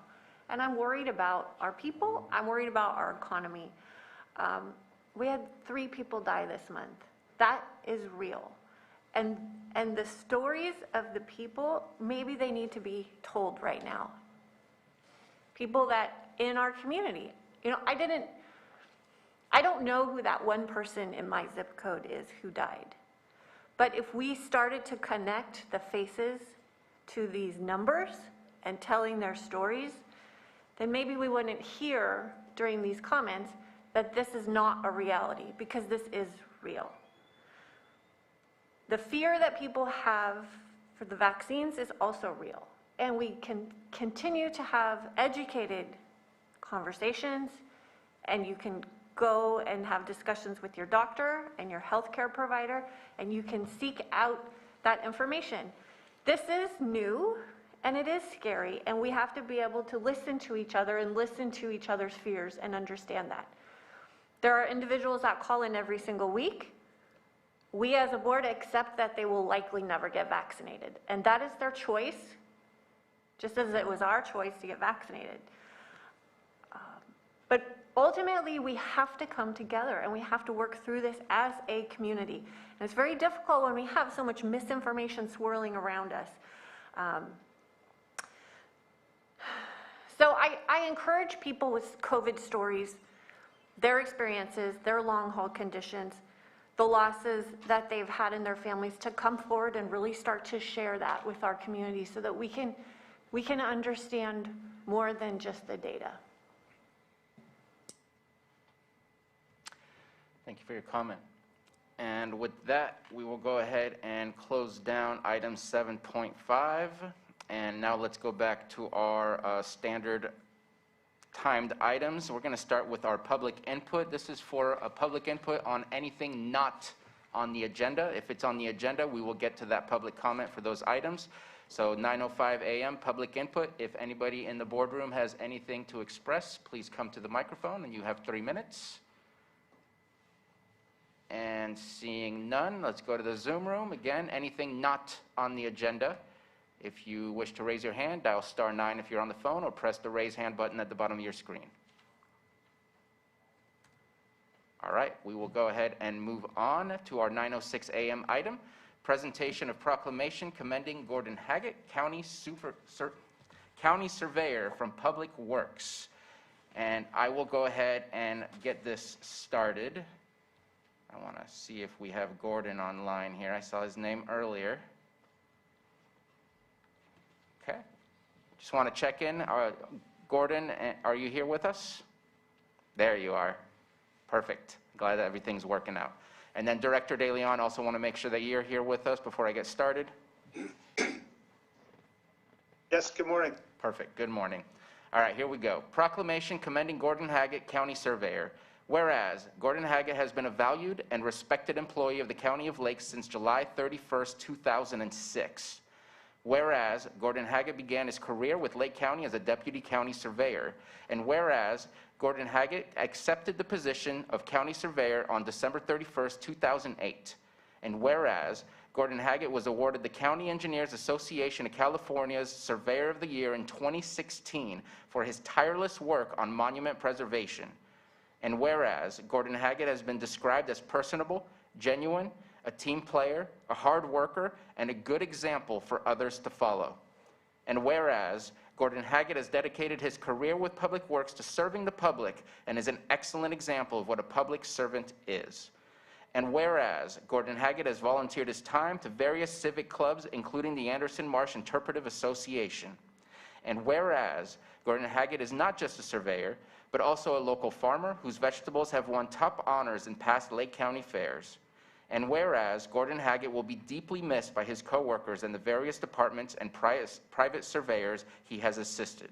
Now therefore, be it proclaimed that the Board of Supervisors of the County of Lake does hereby commend Gordon Haggett for his service to the County of Lake and to the citizens of Lake County, and extends our appreciation for his dedication and hard work, and wish him the best in the future. He will be greatly missed. Passed and adopted this Thursday, 3rd day of August, 2021.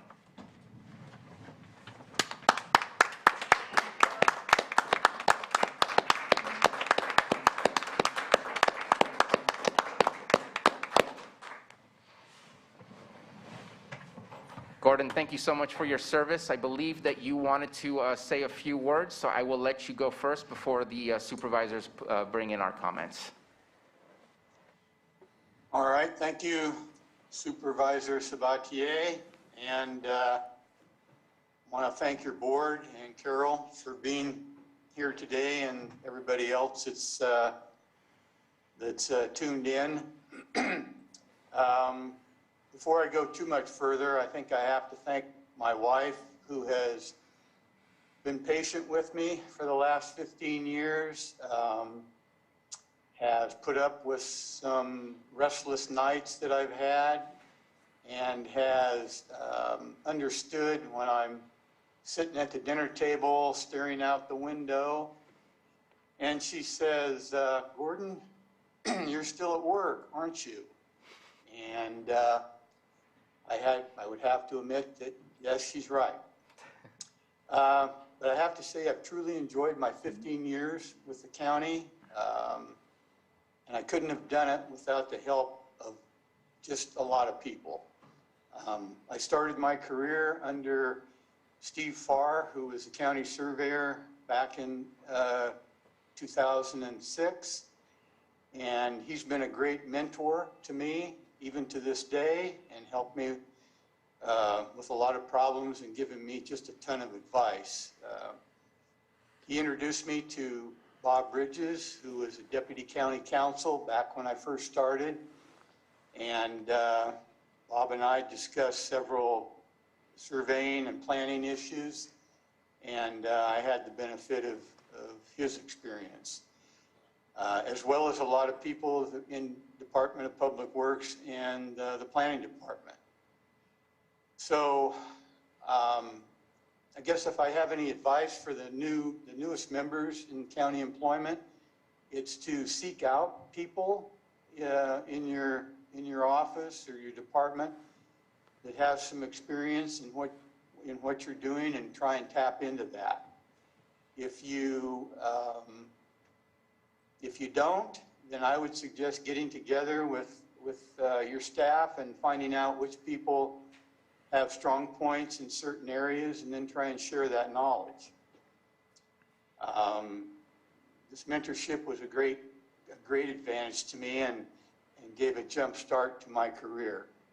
I want to acknowledge our group of local and out-of-county land surveyors and civil engineers for their hard work in helping develop Lake County. Any development projects in the county always involves one or both of these folks. So it's been a pleasure to work with them, and I look forward to continuing a relationship even after I leave. I would like to thank all the staff in planning, water resources, and admin for their help over the years, and all of the departments down on the second floor, especially the Recorder Assessor's Office and the IT department. I know the IT department is going to miss me greatly because I think I keep them as busy as anybody up here on the third floor. I also have to thank my DPW family. These are the people that I see and work with just about every day, and they are indeed a family. We've shared in success and failures, good times and not so good times, but we've always supported one another, and it's been just a great relationship. I have to thank Lori. She's kind of the hub of our office up here. She dispatches everything in Public Works and keeps us all informed. We have Alicia, Sylvia, and Lindsay, who take care of all of our accounting and help with the budgets. Celia, who is our right-of-way expert and also manages the airport. We have the fellows over in E&I, John, Tim, Dave, Steve, and Scott, who left here just a while ago, but we're always a part of the E&I team. The road crew, Jim, Chris, Ed, and Daniel, who always brought a sense of humor into the office and not only kept our roads and bridges maintained. Chris at Central Garage for keeping all the equipment running, and Jim at Paint and Signs for providing the signs on all our roads so Sheriff's Department and fire departments could find people. I also have to thank the people that man the counter, Cherish and Rick and Alma. They're kind of the first line of defense for us. When members of the public come in, they usually take the initial hit before they give it to us. I want to thank County Council, Lloyd and Kathy, and certainly Anita, who has calmed the waters for me with her expertise and guidance to where I could actually get some sleep at night. I always respected her logical approach to problem solving, and she always provided a clear path to a positive solution. She's had to suffer through a lot of my hand-wringing decisions, and I apologize for that, but I know she understands. Now for Scott. Scott has always supported the county surveyor's office and me. I think even if he disagreed with some of the decisions that we've made here, he always had faith in my judgment, or at least I think so. If he really disagreed, he would tell me, and he would say, you might be overthinking this just a little bit. And he might suggest another idea. And I'd tell him, well, I'll think about it. I'm going to miss his positive attitude, his wit, and his great sense of humor, which, believe me, has helped keep us, all of us up here on the third floor, going for the last 18 months. I'm also going to miss the Monday morning revival meetings where we take a look at what's ahead of us for the week, and we usually get an exercise and a best day ever remark from Marina to kind of lift us up. Finally, I have to thank the lady that has been my survey technician ever since I've been the county surveyor, and that's Kara. We all know Kara. She is the one that's been responsible for keeping the county surveyor's office basically going. She keeps it organized, and she takes a ton of work off my plate so I can focus on other things. She's been responsible for addressing the public, taking phone calls and emails, all the map reviews, all of the cursory reviews that the county surveyor's office is responsible for. And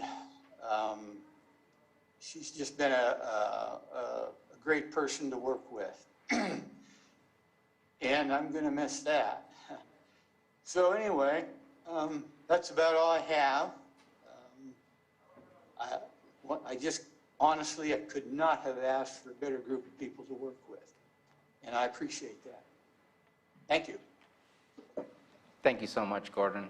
Appreciate the heartfelt message to all of your colleagues and staff.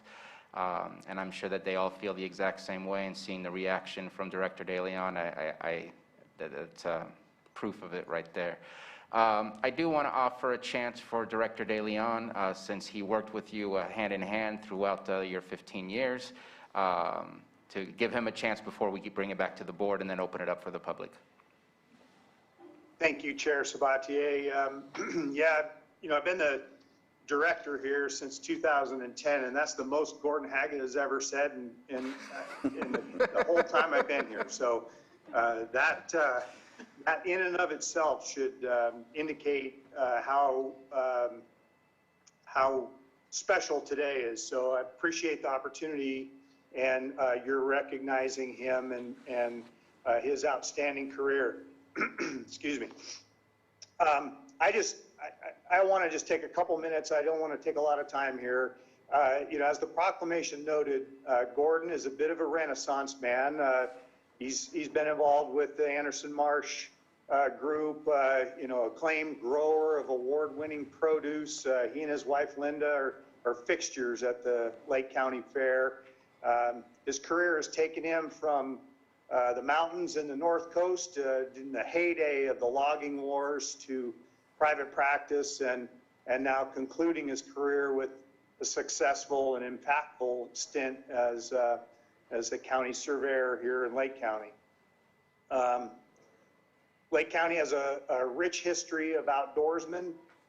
They learned to hunt and fish as youngsters, and they grew to know every inch of this county.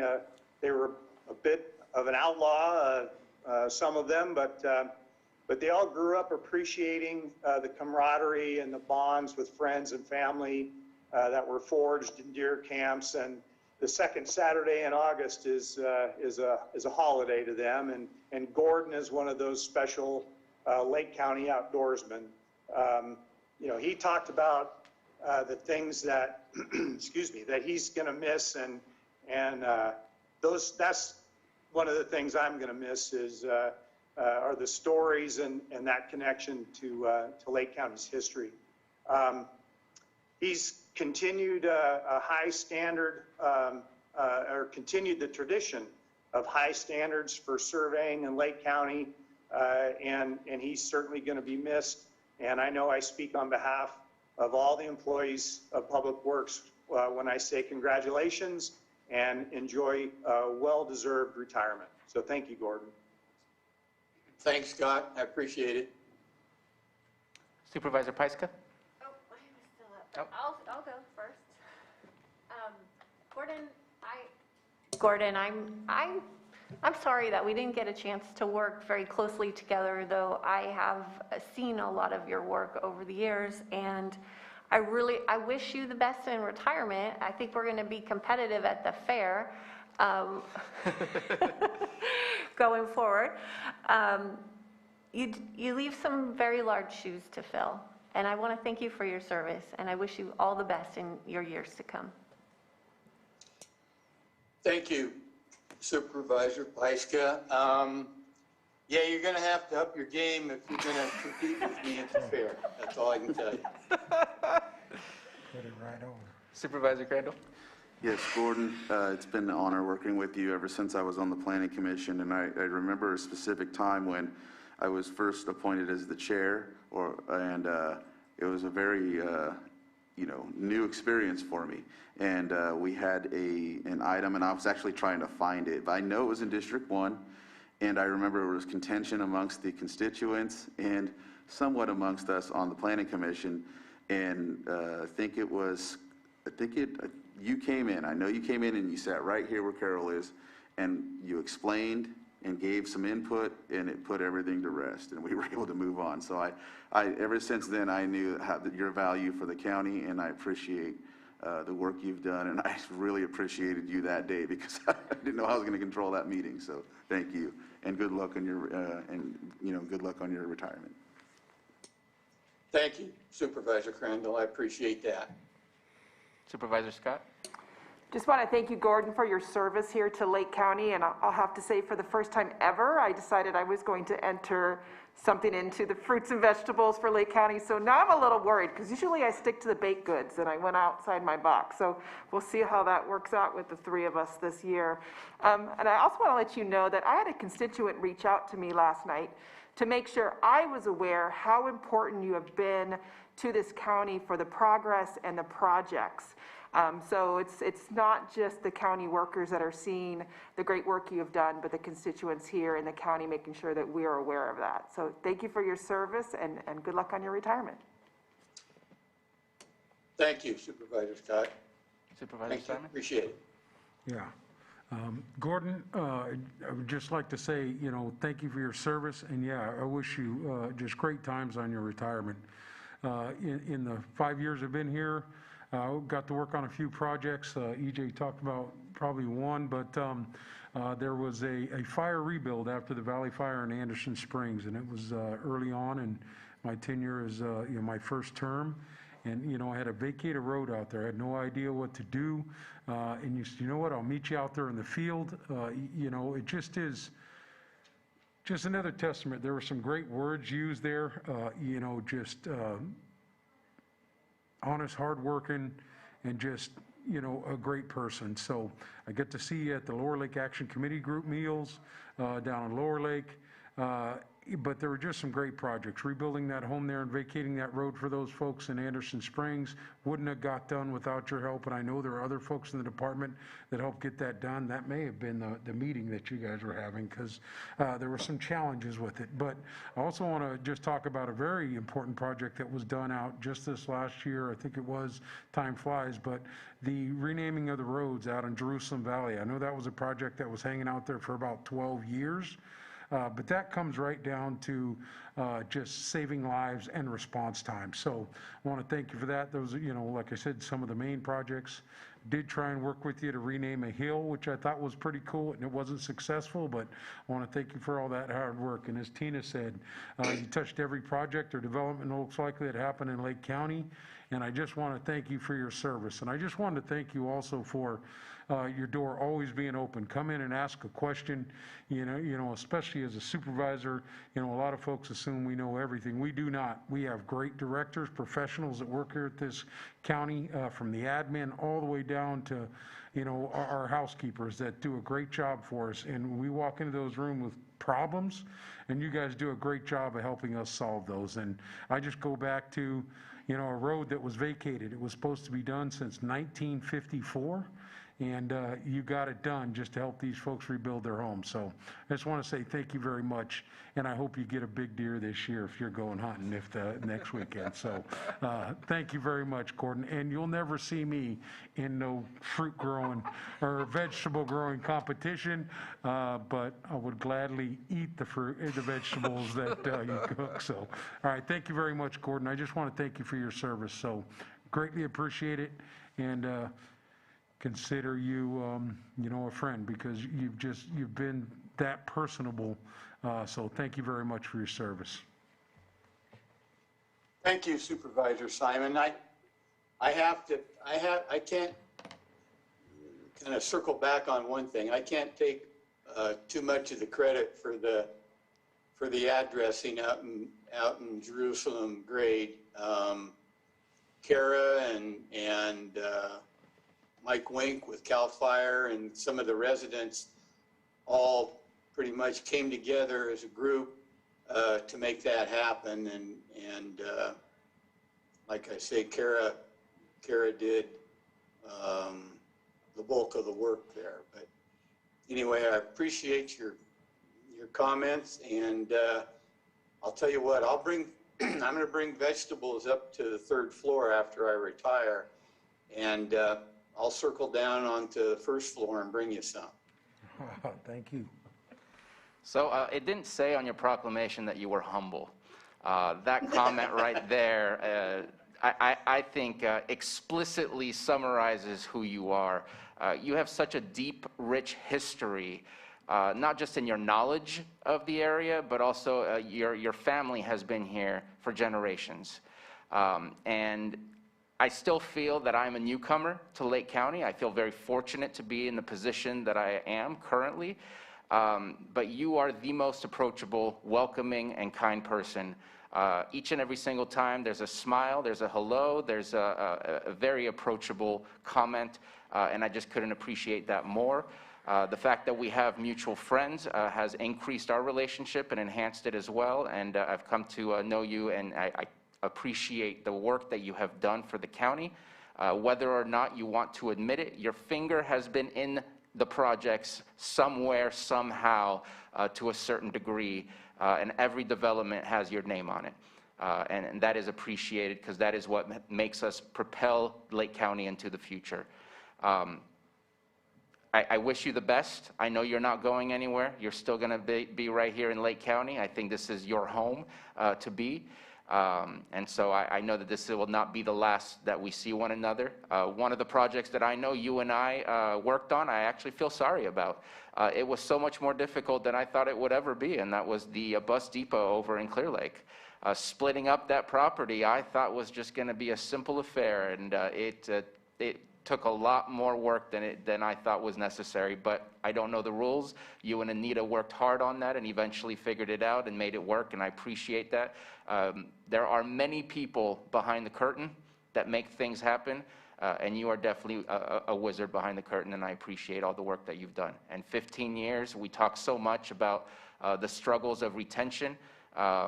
You are a prime example of somebody who has put their loyalty and their heart into the County of Lake to better the lives of the people of Lake County, and I really appreciate that. Thank you, Supervisor Sabatier. Appreciate it. So we have a comment from Anita Grant. You didn't think for a second you were getting out of here without me commenting, did you? To me, Gordon's just the epitome of tough act to follow. And what Supervisor Sabatier said about the transit hub, Gordon worked tirelessly, but I can tell you that there has been no significant exchange of property, sale of, or purchase of property involving the county where Gordon did not have to untangle something.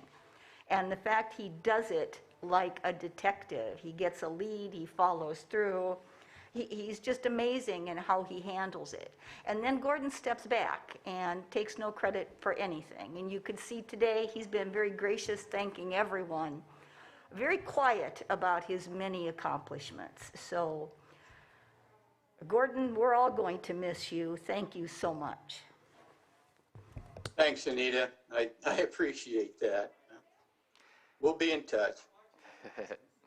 I want to make sure I give staff a chance if they wish to speak right now versus opening it up for the public. Raise your hand or just start speaking. Chair Sabatier, I'm going to just jump in before you take any other comment, and I've neglected to share something. This is kind of a tradition that we have up here in Public Works, and it's unfortunate that we're all in separate rooms. It would have been an honor to present this to Gordon in front of all of you and his peers, but I'll do it remotely, and that is, and I'll try to hold this up, this is a sign congratulating Gordon on his retirement, and so I'll be presenting that to him here personally. But I wanted to share that with everyone that we've got this nice sign for him. Again, kind of a tradition here in Public Works. So thank you. Thanks, Scott. It's the Public Works Gold Watch. Better than that. Nice. All right, let's go ahead and open it up for the public. Oh, Lars Ewing, Director Ewing. Oh, yeah, thank you very much. Gordon, I had the pleasure, and I was really lucky enough to work kind of kitty corner to Gordon for, I'd say, about half of his time with the county from 2010 to 2016 or so. I always look forward to, since then, any of my questions that had to do with surveying, because it meant I got to talk to Gordon again, and that was I really missed it when I left there. But one quick story that sticks out to me.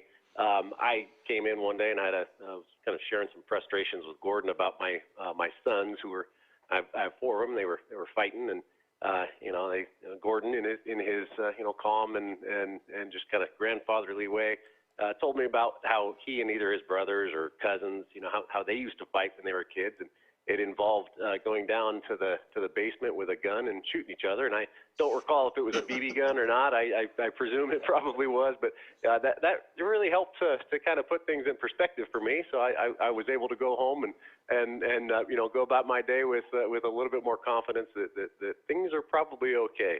So I really will miss that along with to be honest his surveying expertise. I mean that when I was able to talk to Gordon, I would call him with many questions, and usually they were probably frequent, very basic about surveying, and to be honest, probably very repetitive. And he was patient with my ignorance, and I've learned quite a lot from him, and I really that is something that has been probably, I shouldn't say understated.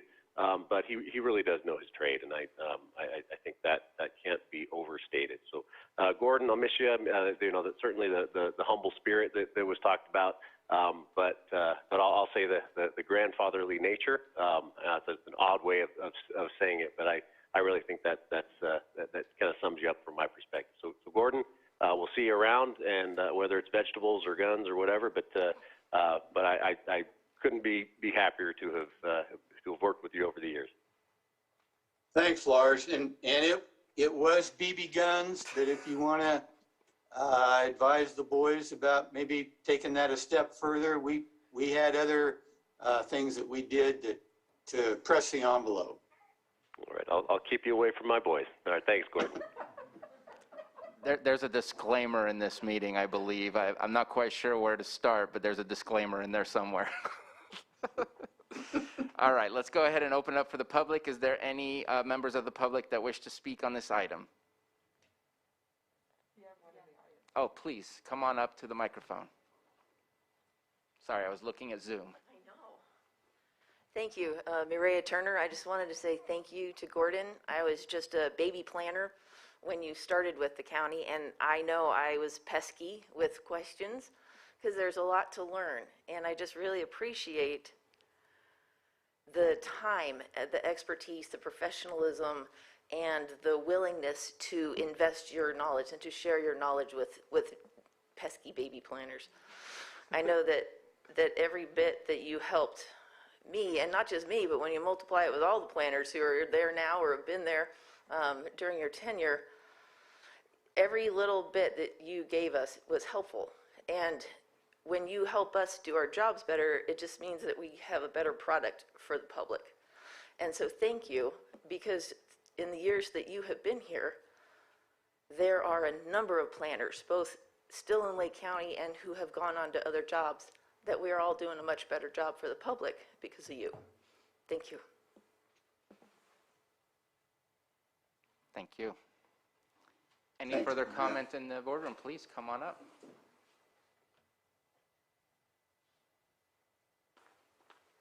Steve Farr. I'm not going to repeat all of the accolades and everything that Gordon was very much deserving of. I just wanted to offer my congratulations in person. Gordon was a godsend to me when he started at the county in 2006. Has been a tremendous asset to the county. His shoes will be absolutely impossible to fill. Been tremendous support for me too, as I did a little private practice after retiring from the county. So just wanted to personally offer my congratulations, Gordon. Thanks. Thank you. Thanks, Steve.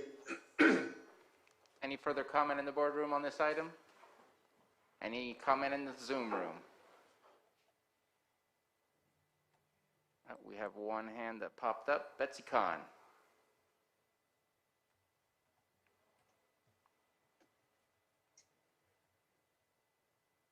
Good morning, everybody. And Gordon, I want to personally thank you as one of those members of the public who was helped by you and Kara and everybody in Public Works, but you especially with your kindness and your patience, gave me some incredibly critical help, and I cannot thank you enough.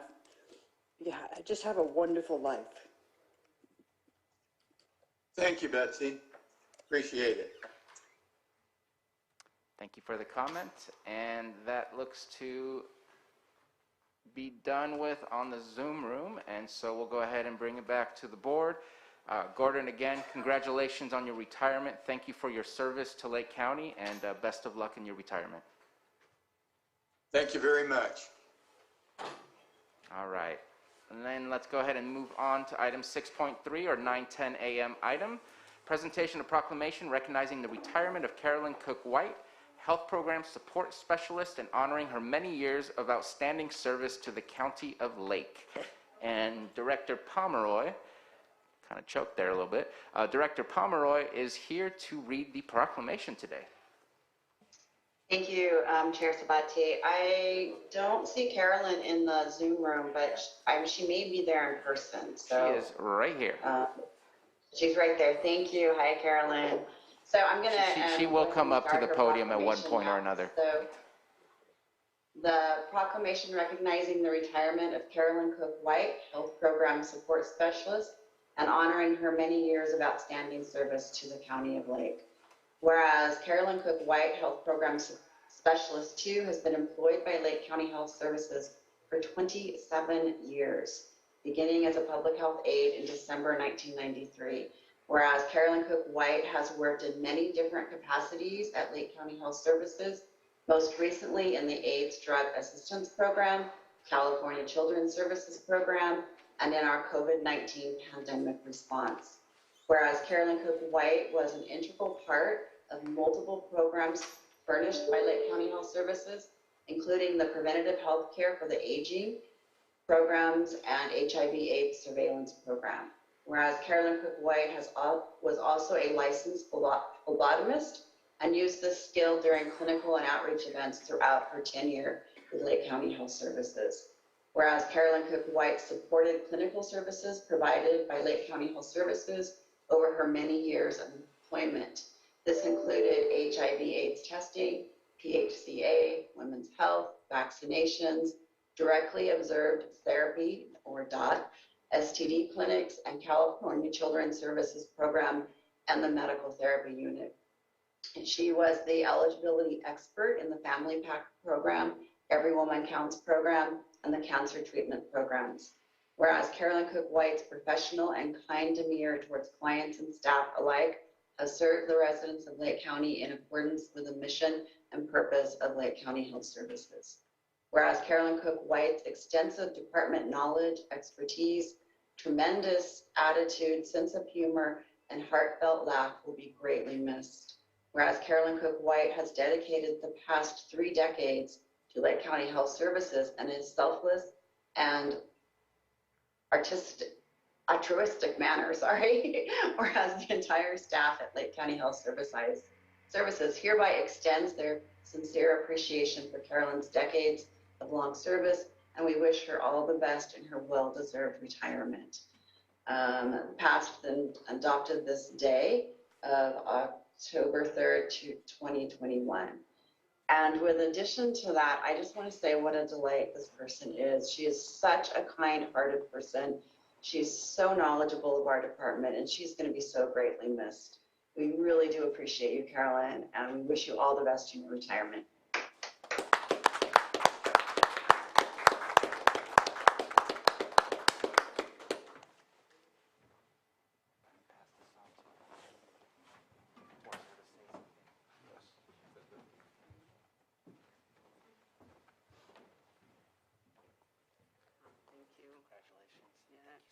I'm gonna miss everybody too. Would you like to say some words?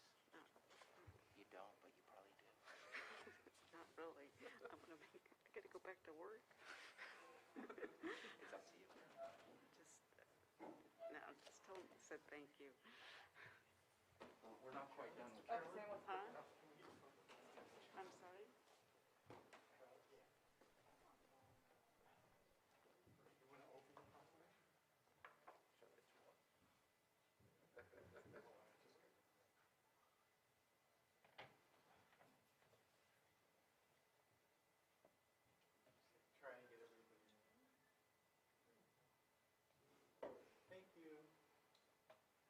Mr. Chair, we have a hand up in the Zoom room.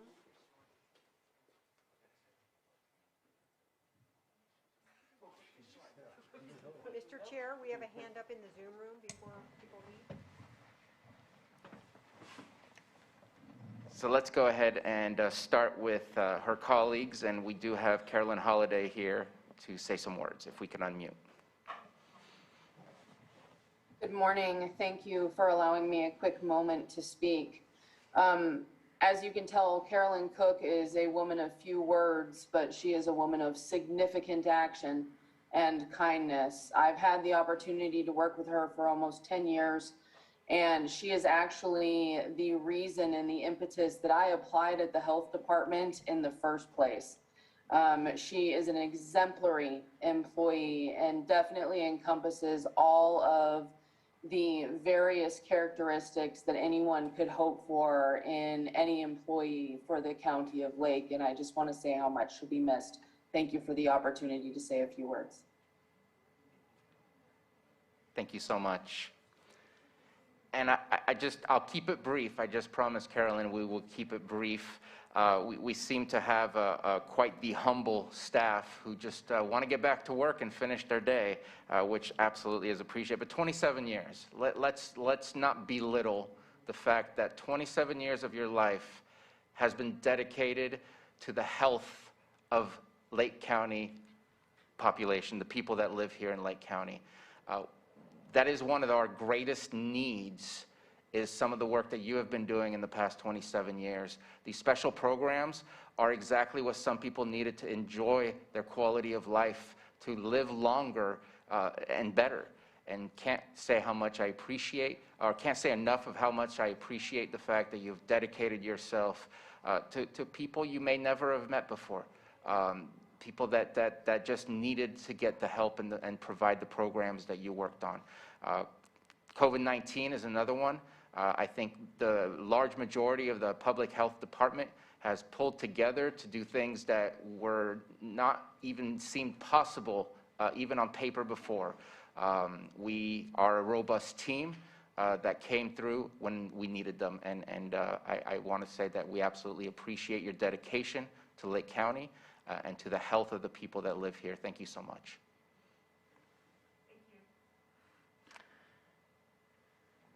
Supervisor Scott? There's not much more I can add to that. Yes, definitely thank you for 27 years of serving the public here. And for me, that's the most important, the people. The people here in Lake County, that's who you've been serving. So thank you for making lives better for the people here living in Lake County. Supervisor Pyska?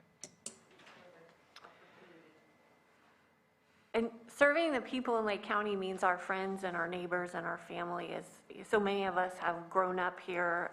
So I want to thank you for those 27 years. And I know this last year and a half was really difficult, and you probably could use some rest and relaxation. And so I wish you all the best in your retirement. Supervisor Crandall? Thank you for your service and hard work. It seems to me that you're not finished with something else you're going to be doing in retirement. Given the way you said I need to go back to work, I think you'll find something to do. And whatever that is, I hope you enjoy it.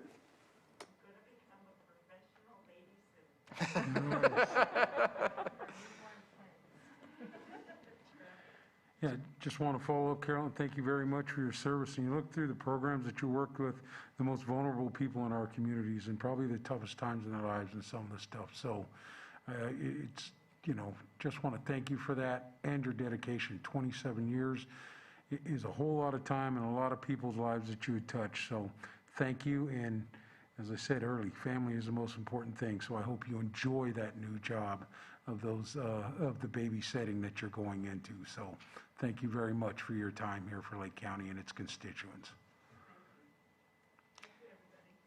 Any further comment from the Zoom room or the boardroom? Yeah, oh, please, please.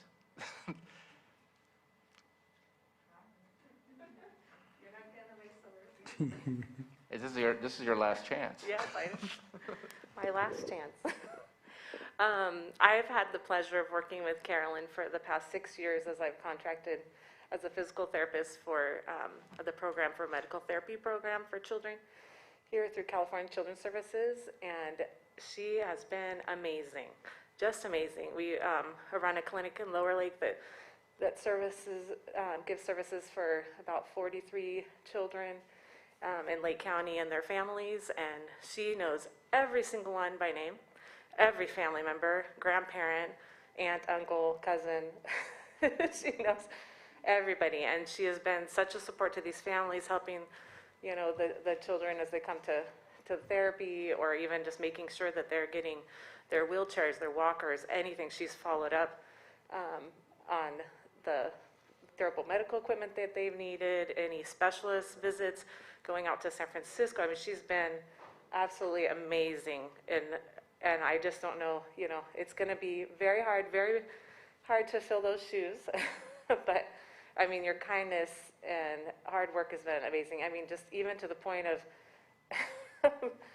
taking care of our physical, you know, actual clinic and making sure that it was clean when, you know, things have lapsed, or renting a carpet cleaner and cleaning the floors, or doing anything and everything that is needed to be done. And I just so appreciate you. You have become one of my dearest friends, and I'm going to miss you when you move to Oklahoma and take care of your grandbabies. But they are very blessed to have you, and I just want to thank you.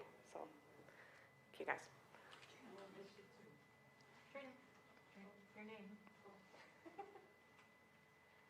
And I am Trina Maya.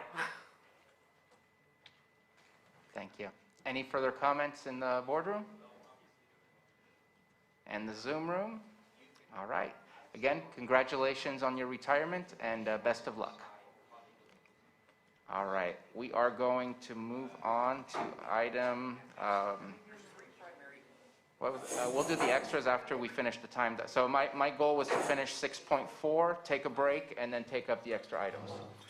And so let's go ahead and take up 6.4, continue from July 20th, 2021, 10 a.m., public hearing, consideration of an ordinance amending Article 10 of Chapter 2 of the Lake County Code to include further requirements for exemptions from competitive bidding and requirements for bid protests.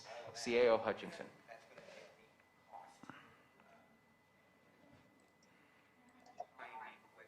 Thank you, Mr. Chair.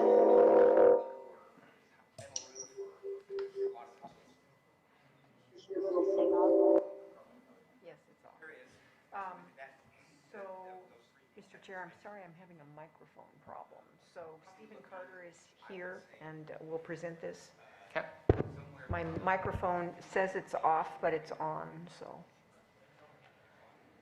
Stephen? I see Stephen in the panelists.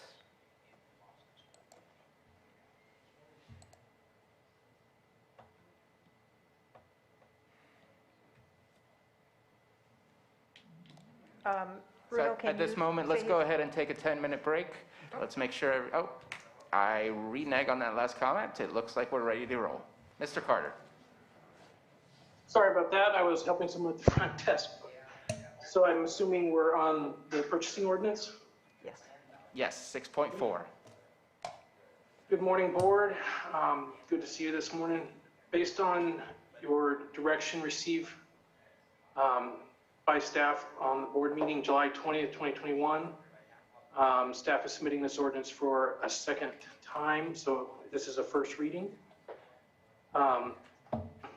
So now I'll just go into the changes requested for the purchasing ordinance. The first thing I wanted to say was that there is one change that I'm reversing. So on page 1 under section 2-34, it's 34.1B, where I was requesting to change districts to exclude the apostrophe. After a conversation with the supervisor, I'd like to keep the apostrophe, so basically undo that change. Moving on to the first real change of the ordinance.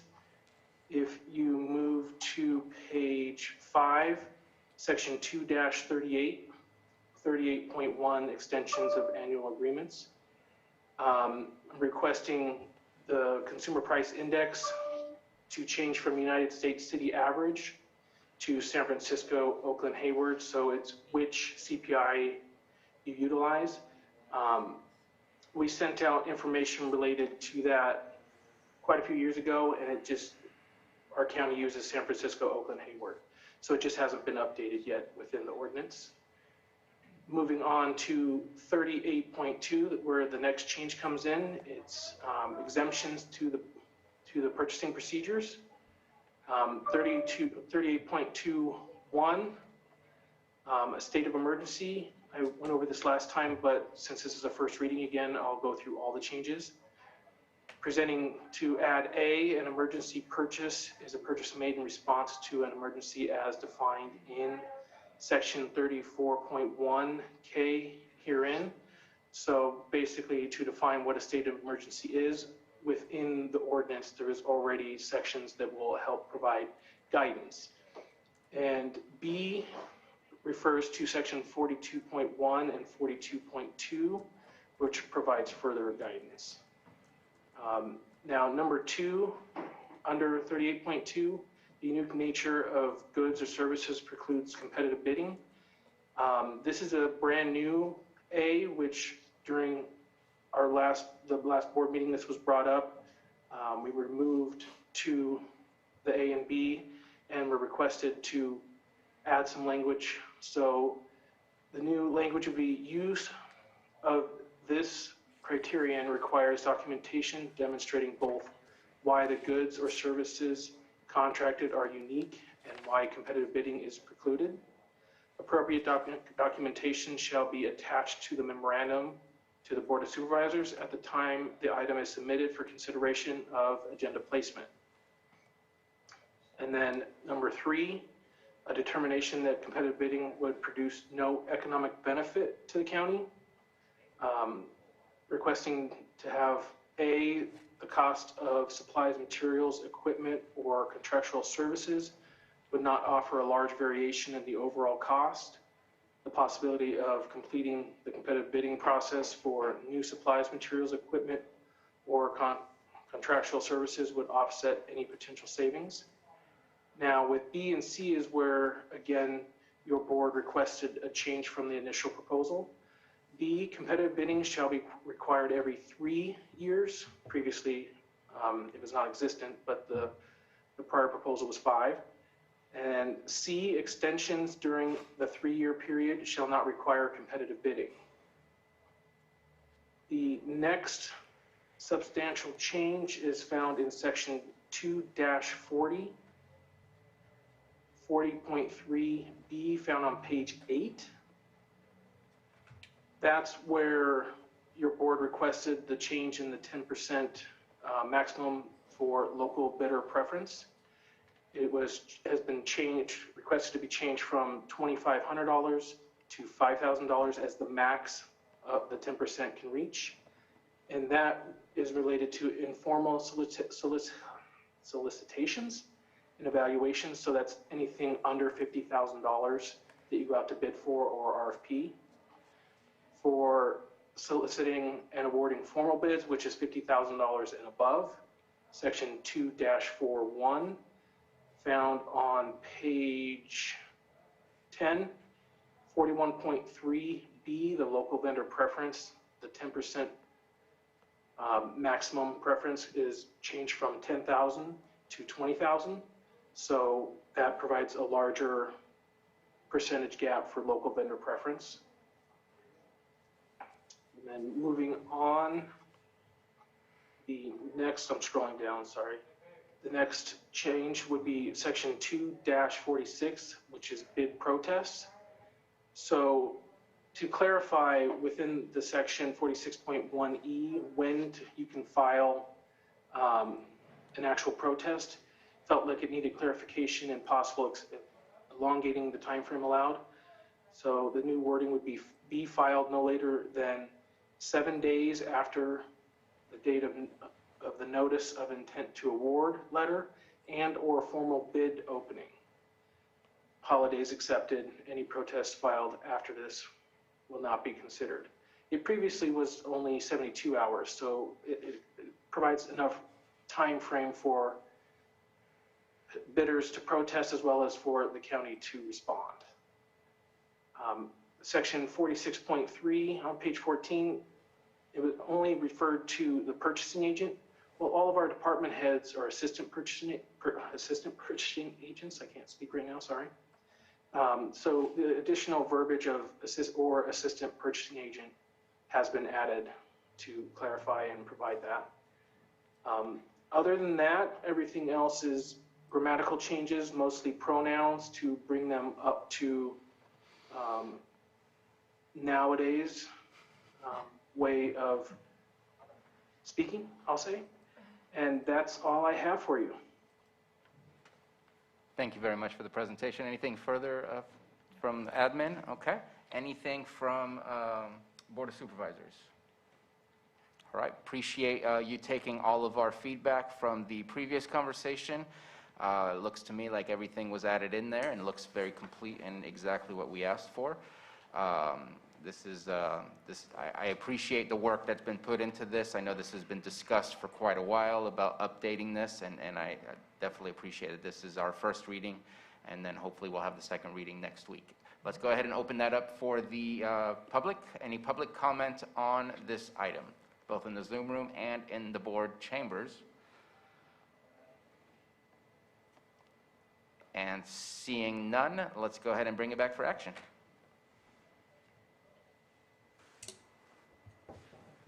I'll offer the ordinance. Or do I have to waive? I'm sorry, if I could, the first action, and Supervisor Crandall, I couldn't. Your quite hear you. microphone is not on. Sorry. It's on. We just need the, there you go. Now it's live. It was the same place. I didn't move the switch. Anyway, the first action is a motion to waive. Pull it up, Anita. He's not here. Sam is not picking you up. The first motion is to waive reading of the ordinance and have it read in title only. Following that, if that motion is successful, there'll be a second motion to advance the ordinance for a second read. You have 5-day minimum, so that could be next week if your board chooses to put it on the agenda for next Tuesday. So, Mr. Chair, with that, I'll motion to waive the reading of the ordinance and read in title only. Second? Motion from Supervisor Crandall, second by Supervisor Scott. Johanna, roll call, please. Okay, Supervisor Simon, Yes. Supervisor Crandall, Aye. Supervisor Scott, Aye. Supervisor Pyska, Yes. and Supervisor Sabatier. Aye. And Mr. Chair. And hold on, and the title is an ordinance amending Article 10 of Chapter 2 of the Lake County Code to include further requirements for exemptions from competitive bidding and requirements for bid protests. And finally, Mr. Chair, the motion to advance should reflect that the amendments that were discussed today on the face of the document are included. The apostrophe. So I motion to advance to a second reading with the amendments and additions and corrections that were referred to in the presentation. And do we need to give a specific time, or? You need to give a specific date. Okay. So next week. 8/10. 8/10/2021. Second. We have a motion from Supervisor Crandall, second by Supervisor Simon. Johanna, roll call, please, and thank you very much, Ms. Grant, for helping. Thank you. Okay, Supervisor Simon, Yes. Supervisor Crandall, Aye. Supervisor Scott, Aye. Supervisor Pyska, Yes. and Supervisor Sabatier. Aye. Thank you. And with that, we are going to take a 10-minute break. We will reconvene at 11:13.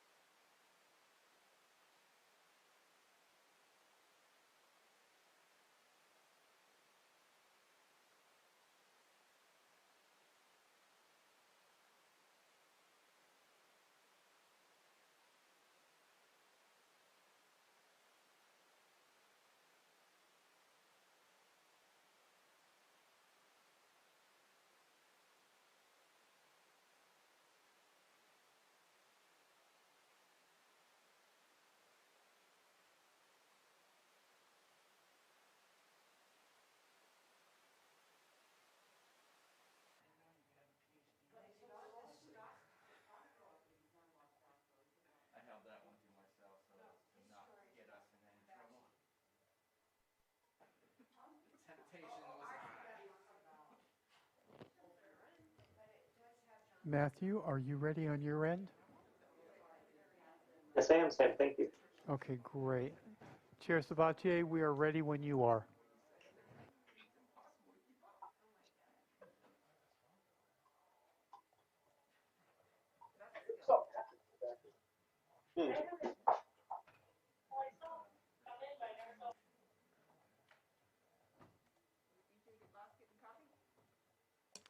So we are having some technical difficulty with beverages in the area, so we will be taking another 2 minutes before we start again.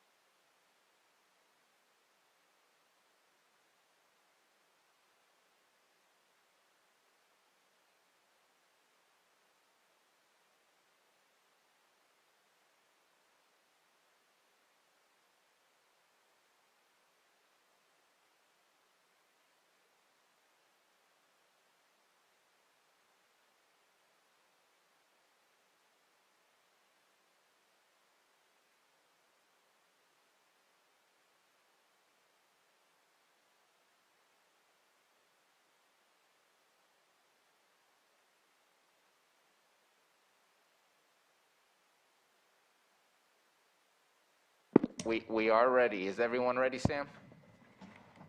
Apologize for making everyone wait so much longer. Let's go ahead and reconvene. We were done with item 6.4. I think it's time to speak on item 4.1. First, we need to go through the process of approving it as an extra item. And so Supervisor Pyska, if you'd like to introduce the reasons for why this should be added as a extra item. Sure. The numbers are showing us that our county is experiencing exponential growth with COVID-19 and the Delta variant, and it's time, I believe, to discuss bringing back masking to our county facilities to ensure that our workplaces are safe for both the staff and the public. And it's appropriate to have that conversation now that we've had our latest COVID update. Okay, and so you needed to have this on the agenda because you wanted to take action prior to the next posting of the next agenda? Correct. Just wanted to kind of highlight the urgency. One of the reasons for an extra item. Yes. Okay, and is that a motion? I make the motion. To take the matter up as an extra item. Second. Okay, we have a motion from Supervisor Pyska and a second from Supervisor Crandall. Roll call, please, Johanna. Okay, Supervisor Simon, Yes. Supervisor Crandall, Aye. Supervisor Scott, Aye. Supervisor Pyska, Yes. and Supervisor Sabatier. Aye. Thank you. And we're going to go ahead and just start conversation on 4.1, and then we'll go ahead and cover 4.2 afterwards. So let's go ahead and open it up on the urgency ordinance. We're seeing businesses all over the county choose to move back to requiring masking indoors for the safety of their staff and their customers. They care deeply about those who work for them and who visit them. And the County of Lake is one of the largest employers, and it's time for us to make the difficult decision to return back to masking at our facilities, just as the courts have done on the 4th floor.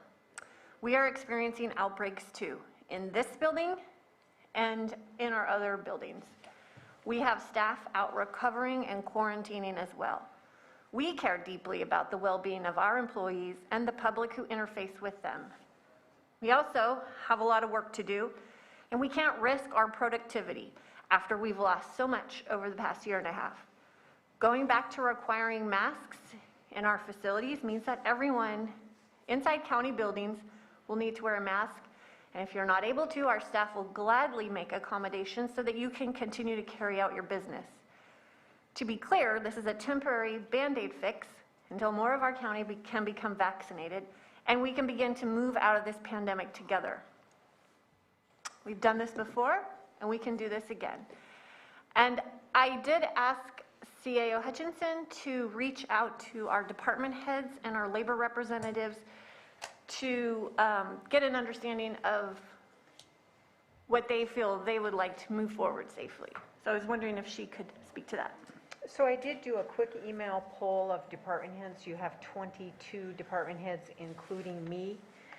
18 of the department heads responded to my poll, where I was just basically asking, would you be supportive of an urgency ordinance that reinstated masking for all persons entering county facilities regardless of their vaccination status. Of the 18 responding, 17 said yes. And the 18th person expressed that they felt that people should still have choice, but also indicated that they would wholeheartedly support it if the board chooses to take action on the urgency ordinance. As far as labor groups, Pam Samick contacted the president of the union of our largest employee group, and she advised that she is in complete support of having masking as a way to protect our employees.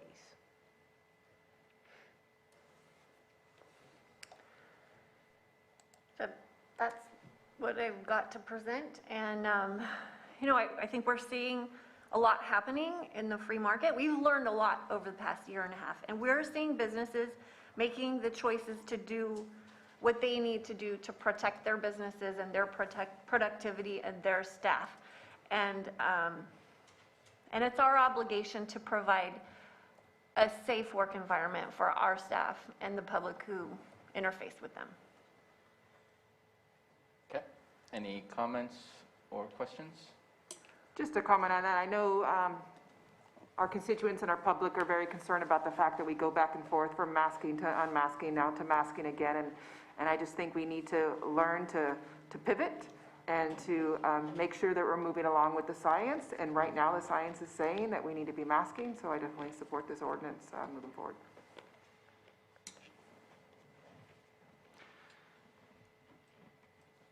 So I do have some comments on this.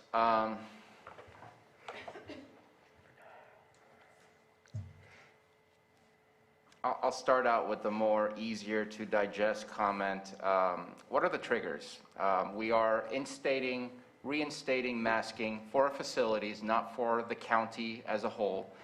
But what is the trigger that gets rid of this?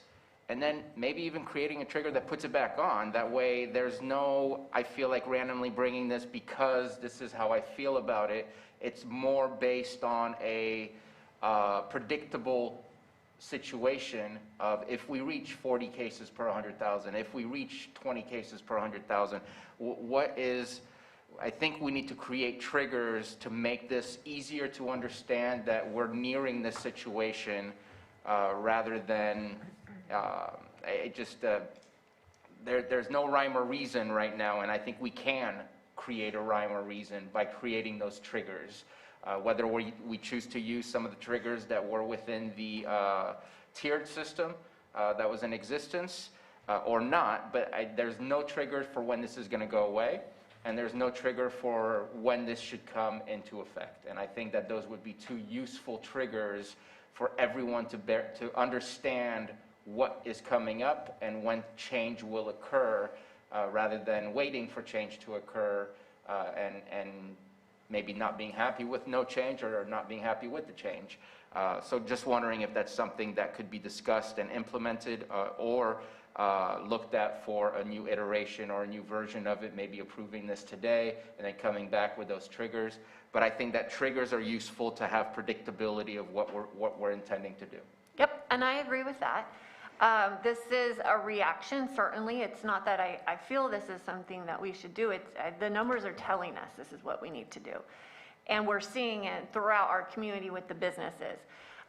We did not expect to be in this situation, so we didn't develop a trigger system.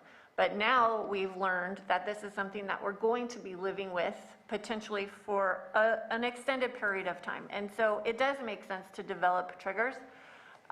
You know, we don't need to reinstate this, you know, through the rest of our declared emergency. That doesn't make sense either. So if we can pass this today and then come back with some triggers, I don't know that we are the ones that should come up with those triggers, but we should definitely speak with our experts to help us figure out where those baselines will be.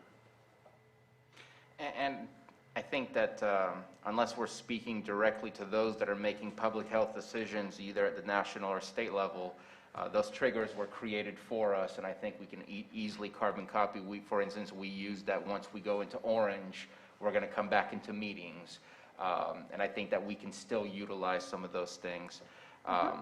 And I agree that face masks help. Just like before face masks, everybody thought it was the respectful thing to put your hand in front of your face or your arm, probably better your arm, in front of your face when you sneeze, when you cough, in order to slow down the spread of whatever it was that you were expelling out of your nasal area.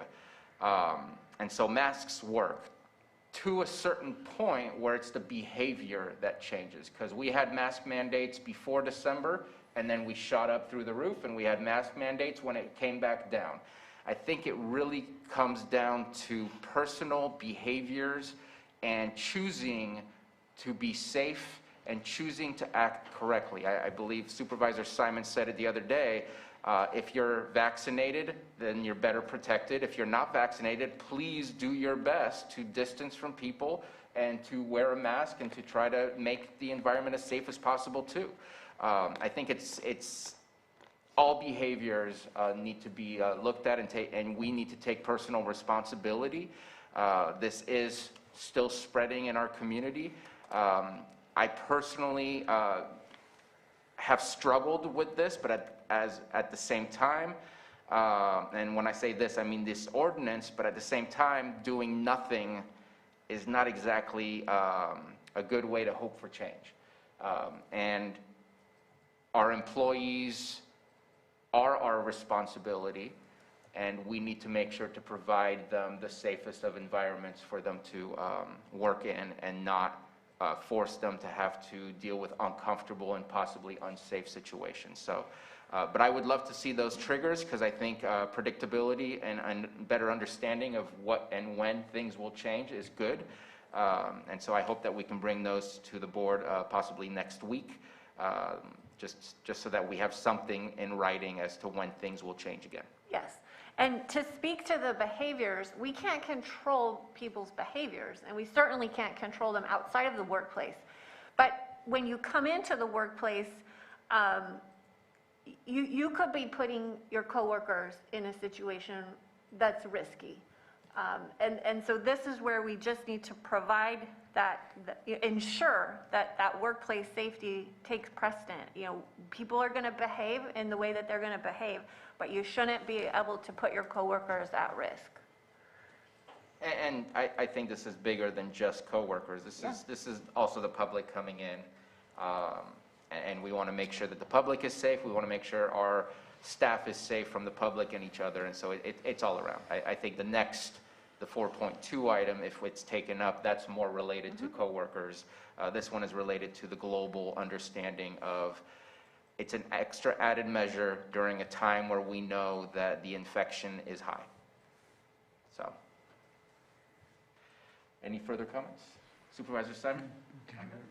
Yeah, you know, following up, this is a tough discussion, but as we know, the pandemic is ongoing. My support today for this ordinance, which I plan on supporting, is really to address and to really help our emergency rooms in our hospitals. As we all know, you know, the capacity levels are being very close to be reached, and I know we were at capacity here recently.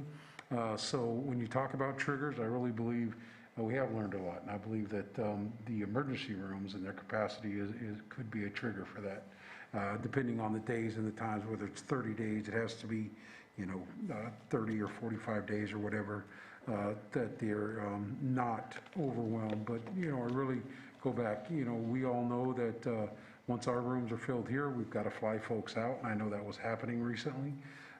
But if this continues throughout the region, there won't be any place to send anybody. So really addressing the ER stresses that are happening both for Sutter and Adventist, I think it's, the right action to take at this time. So that's my thoughts on the ordinance. Any further comments before we open it up for the public? All right, let's go ahead and open it up for the public. Anybody in the boardroom wish to speak? Yeah, my hand's up. Oh, sorry. Yeah. So if you look at section 2 of the ordinance, it does have a sort of a trigger, I guess I would say, in terms of when this safety practice would end. What it states is that this safety practice must be observed while the present COVID-19 state of emergency continues to exist or until otherwise ordered by the Board of Supervisors. The concern that we have about until the present COVID state of emergency continues to exist is, as we all know, these things go on a long time, and they can.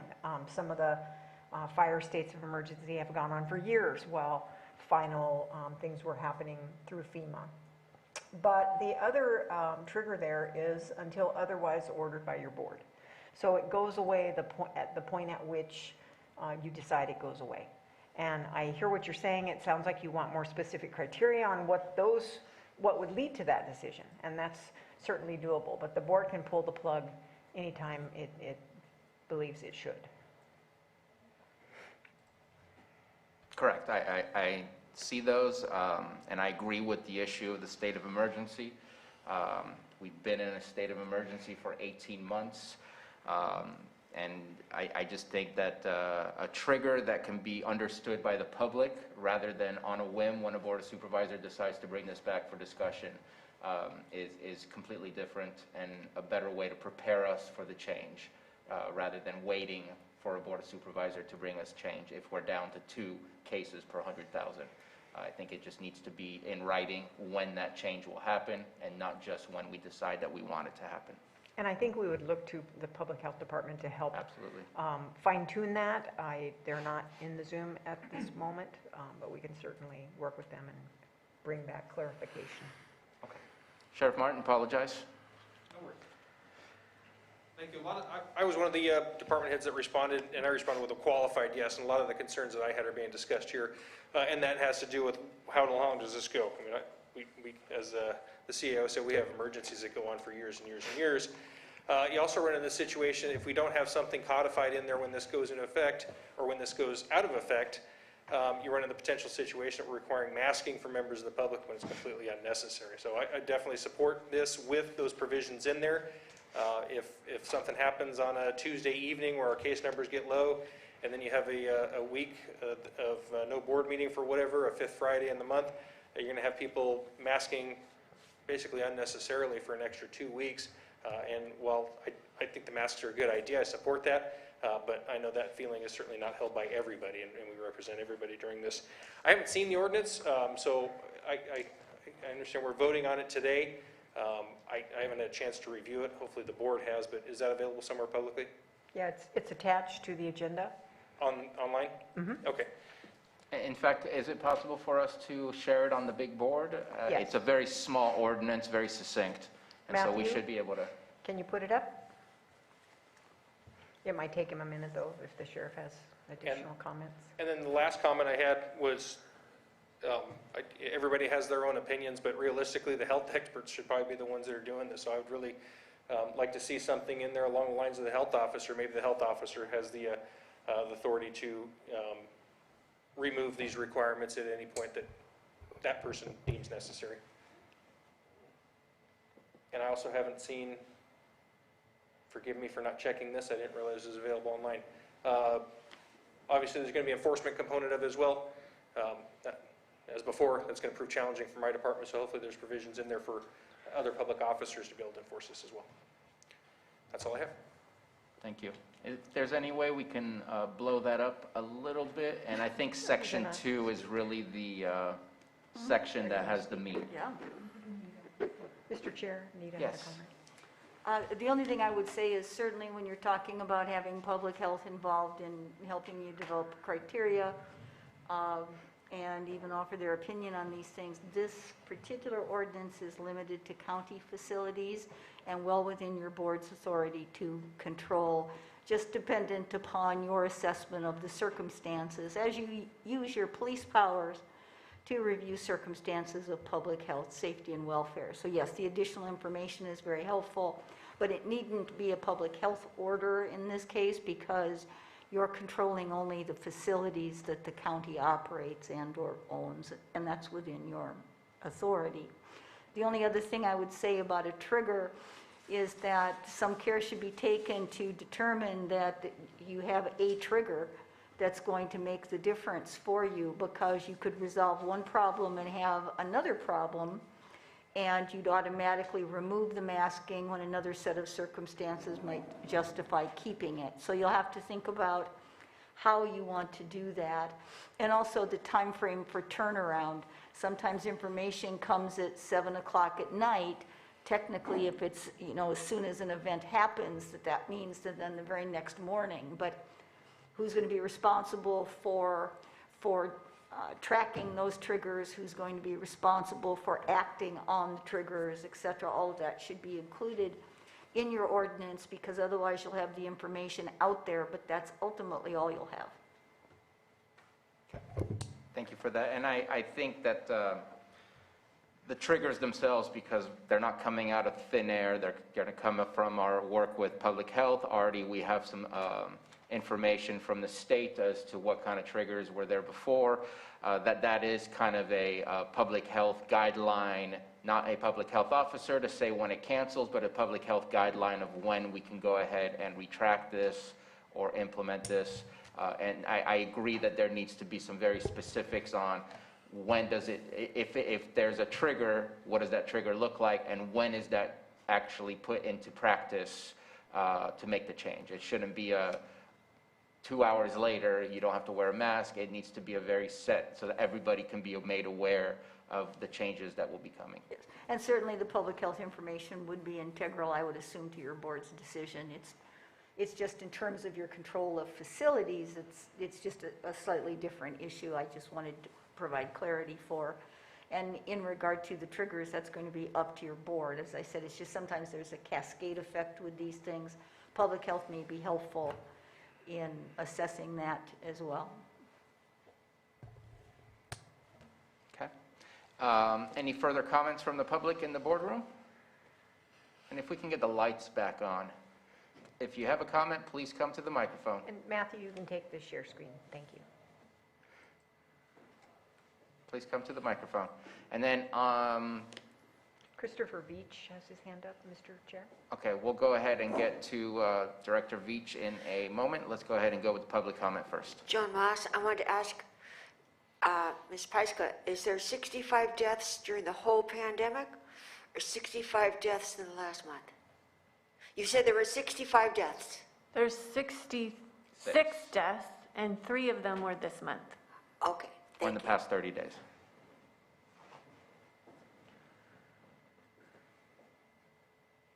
And then we have Christopher Veach. Thank you. You can hear me? Yes, we can. I'm Christopher Veach, County Librarian. Thank you for bringing this extra item forward. The honor system with regards to unvaccinated visitors to the library wearing masks doesn't seem to be working in all cases. We have many people entering our libraries without masks who most likely are not vaccinated, such as children. And I've heard from library patrons that this doesn't make patrons or staff who are concerned about COVID-19 feel like the library is a safe place, which means that they don't feel comfortable visiting the library at all. So in order to prove we are providing a safe environment, I agree that we should require all who enter to mask. Thank you. And I agree with your comment that the honor system has absolutely, unfortunately, failed us. It has not very honorable. Any other comments from the Zoom room before we bring it back to the board for action? And seeing none, let's bring it back to the board. And if I may ask before action is taken,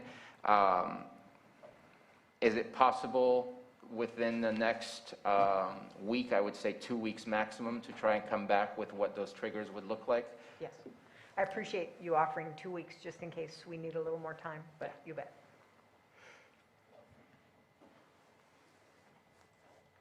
Any other? Okay.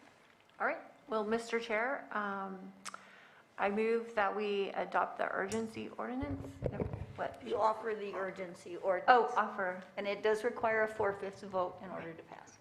Offer the emergency ordinance. The urgency ordinance has been offered. Joanna, roll call, please. Okay, Supervisor Simon? Yes. I'm sorry, I think I just missed that. I'm Yes. sure you said aye. Can you I hear can't me? hear that microphone. On. Yes. Okay, thank you. Supervisor Crandall? Aye. Supervisor Scott? Aye. Supervisor Pyska? Yes. And Supervisor Sabatier? Aye. Thank you.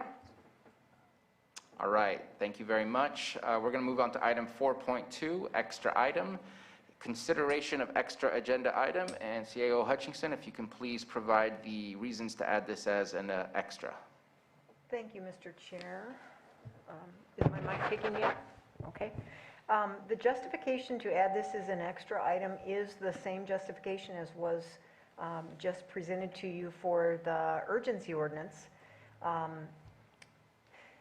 As you know, both of our local ICUs are full and their emergency rooms are spilling over. If the county was still under the tiered system that the state had imposed on us over the last year, with our current daily case and testing positivity rates, the highest of any California county, we would still be in the purple tier. We all remember that purple tier because we were in there for a long time. In the purple tier, all persons were masking indoors. So it's staff's belief that the board needs to take immediate steps for the safety of our employees and the public, geared toward keeping our offices open and needed services in place. Okay. And again, needed to be discussed prior to the next posting of the agenda. With the urgency ordinance just adopted, if this item wasn't now also taken up, the protocol would be inconsistent with what you just adopted. Absolutely. Looking for a motion from the board to take up this extra item. I move that we consider the extra item. Second. We have a motion from Supervisor Pyska, second from Supervisor Crandall. Roll call, please. Okay, Supervisor Simon? Yes. Supervisor Crandall? Aye. Supervisor Scott? Aye. Supervisor Pyska? Yes. And Supervisor Sabatier? Aye. Thank you. And Mr. Chair, HR Director Pam Samick redrafted this protocol, and she'll present the changes to you. All right. Good morning, Board. In anticipation that this would pass, we updated the protocol to require masking for all employees effective today. So regardless of your vaccination status, all employees and public entering the building will be required to wear a mask. Thank you. Are there any questions or comments? So I feel the need to say something on this one.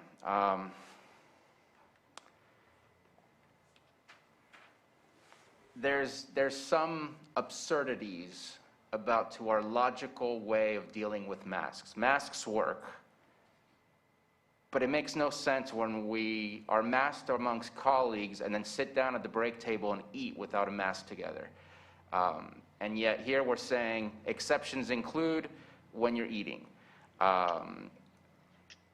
And there's also, there's a certain inequity where if you're on the front line, you're gonna have to put on your mask forever. If you happen to have an office, you get to close your door and you get to take off your mask. Well, we just heard from Dr. Pace that this is much more aerosol style of infection, not just water molecules, or not just touching other people's remnants of their viral infections. And I think this is an easy one from top down to say yes to, but if you're at the bottom, it's a lot more difficult to have to deal with these rules, and some of it is it's just absurd. If you have to wear a mask, you should wear a mask, and if you don't have to wear a mask, then we don't have to wear a mask, and I think we should wear a mask. So eating outside, perfectly fine. Eating in a break room together, then what's the difference between working alongside each other, right next to each other at our desks, versus drinking and eating together? I think that has been very obvious to everybody who has dealt with these circumstances, and if we're going to be serious about saying we should wear masks, then we should be serious about some of the absurdities about masking. And so I just needed to say that because I don't want to do things because it feels good. I want to do things because it is going to be good. And by saying these are the exceptions, then let's go back to 4.1 and discuss, are we really asking people to mask? Because in the break room, it's perfectly okay not to. I walk into someone's office, they put on a mask, well, it's already in the air. I think we need to be a little bit more, if we're serious about the mask, then we need to be serious about the mask. And I think that we are allowing loopholes because those are the loopholes that were created for us to begin with. And yet those loopholes are the arguments that are being made from people who are asking, why are we masking? And I think that those are we have to admit, legitimate questions. And so if we can minimize that, then let's do that. But let's not just do the same old thing because it's the same old thing. Well, the recommendations are based on, what the CDC and OSHA and the California Department of Health are still saying. These are the exceptions. And so we base the recommendations on that guidance. Now we can certainly broaden it. We can certainly even close the break rooms, but most of our employees don't have a place to go and take lunch in our facilities. And so the limited break room space, or we can, limit it to one at a time. So there are certainly some things we could do to tighten that. And if you go back and look at earlier editions of the protocol, it did allow these kind of exceptions because that's been the standard practice per CDC guidance. And I get that. And I know I'm being difficult, but at the same time, this is a mutated, different situation, more infectious. I think we did what we did was this is the only way we can allow restaurants to open, and so eating became a exemption. And I'm not saying close down the break rooms. That's the complete reverse of what I'm saying. I feel like these laws are easier to handle from some perspectives than they are from other perspectives. And we need to be cognizant that some of it looks ridiculous. When you have to walk into a restaurant with a mask and then you can sit down and take off your mask, it's the same basic concept as working alongside your colleagues and then eating in the same break room and taking off your mask. And we have to figure out a better way for us to lead by example to show that we are trying to stop this, or else it's not being stopped. And I'm being difficult, and I know this, but it's just we can't ignore some of these obvious things. Supervisor Simon. Yeah. Those conversations you're having, I don't consider it difficult. What we're doing is we're talking about the reality of what we're dealing with here. Yes, those conversations about the break room, whether to have the mask on, but, hopefully we'll follow that up. And I think it's in here of, all right, now social distance if you can't have the mask on and continue those opportunities. You talked about walking into somebody's office that may have their mask off, but as long as you have your mask on, hopefully that's going to help you. And hopefully what we followed up with the earlier conversation we talked about, getting vaccinated. We're all sacrificing. We went out, we got vaccinated. We thought, oh, you get vaccinated, may have the opportunity where you don't have to mask anymore, social distance. Well, that's not the case right now. Yes, vaccinated, but now we've got to make those extra sacrifices to help us get through this hump of the pandemic and what's happening now. So clearly hear you, and I appreciate you bringing up those arguments, because that helps just solidify that are trying to listen to all sides. And yes, this is something that's constantly evolving, but you know, there is no silver bullet. Our best chance is vaccination or just completely isolate, and that is not a possibility. So trying to work through it. I appreciate you bringing up those conversations, and we're going to go back and forth. I really look at it. I don't have a time frame, but we know between now and the end of the year, it's going to be very difficult. We have school starting again, which we never have before, which also brings up different opportunities for folks that, you know, that have children that are working. So yeah, it's going to be challenging. So appreciate those conversations, but I think we've also learned more. You know, if you have the mask on, you social distance, even when you're eating, and understanding who you're eating with. You know, ask those questions of your employee, you know, your fellow work folks and those types of things, you know, whether or not you're masked or not, or vaccinated or not, and just try and figure those things out. So be as safe as possible. So appreciate the conversation. Don't consider it. And I really like that, you know, we're hearing both sides of it, and we've learned a lot, like I said, and you'll make your decisions as you feel to put yourself in the best position. Eating outside probably is the best thing, but if you can't, know who's there and what's going on.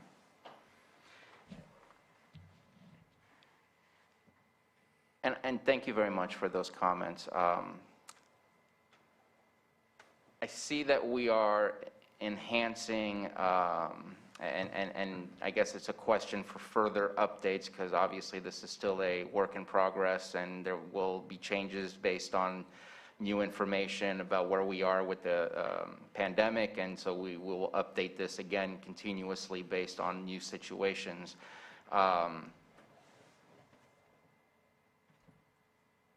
The end game is not the mask. In my opinion, the end game is vaccination. And so I think that's what we really need to look at in this document, is how do we get more of our employees to make sure that they are as protected as possible? And I think that's what we should be looking at. I think that is a focus that we should continue to work on past this, after this item. What can we do to get more people to understand that this is the protection that you need?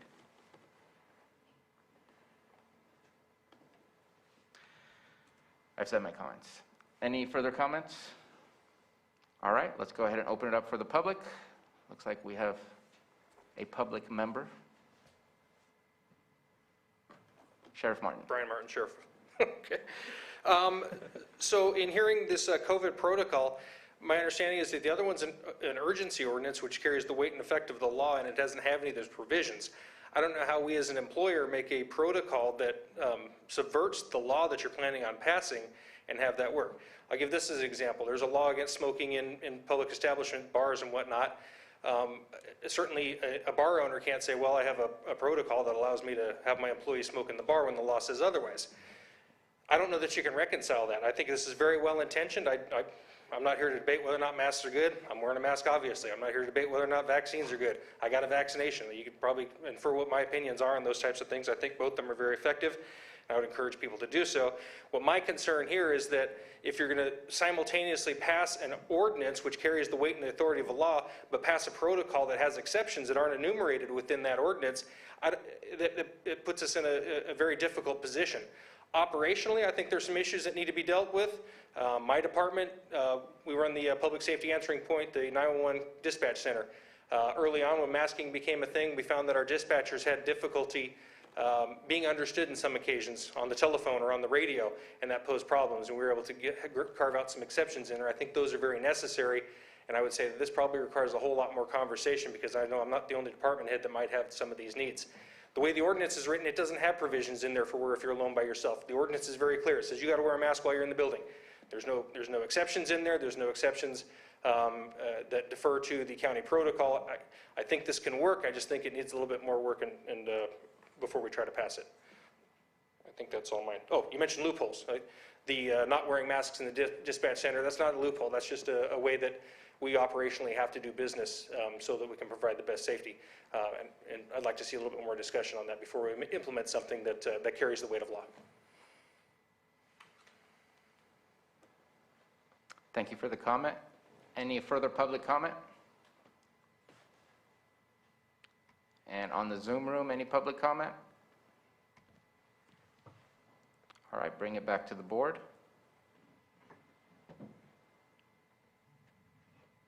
So I did hear two things that seem to parallel one another, and that was the mentioning of social distancing in the break room, and same comment basically from Sheriff Martin is social distancing within the dispatch area. Since we've talked about it, but it's not necessarily in the exemptions, is that something that would be allowed within the exemptions, or is that just something that's kind of the unwritten rule that if you're social distancing, you can during these times? I don't know how to answer that exactly. You know, Bruno, we were, excuse me, I don't know how to answer that because we were, because we were masking for months and months and months, and we managed while employees took off their masks temporarily to eat food in the break room. And so I'm just not quite sure why this is a prevailing issue at this point. And the suggestion that the ordinance doesn't have exceptions, the protocol is a policy for county employees to follow, so it does have some more specifics.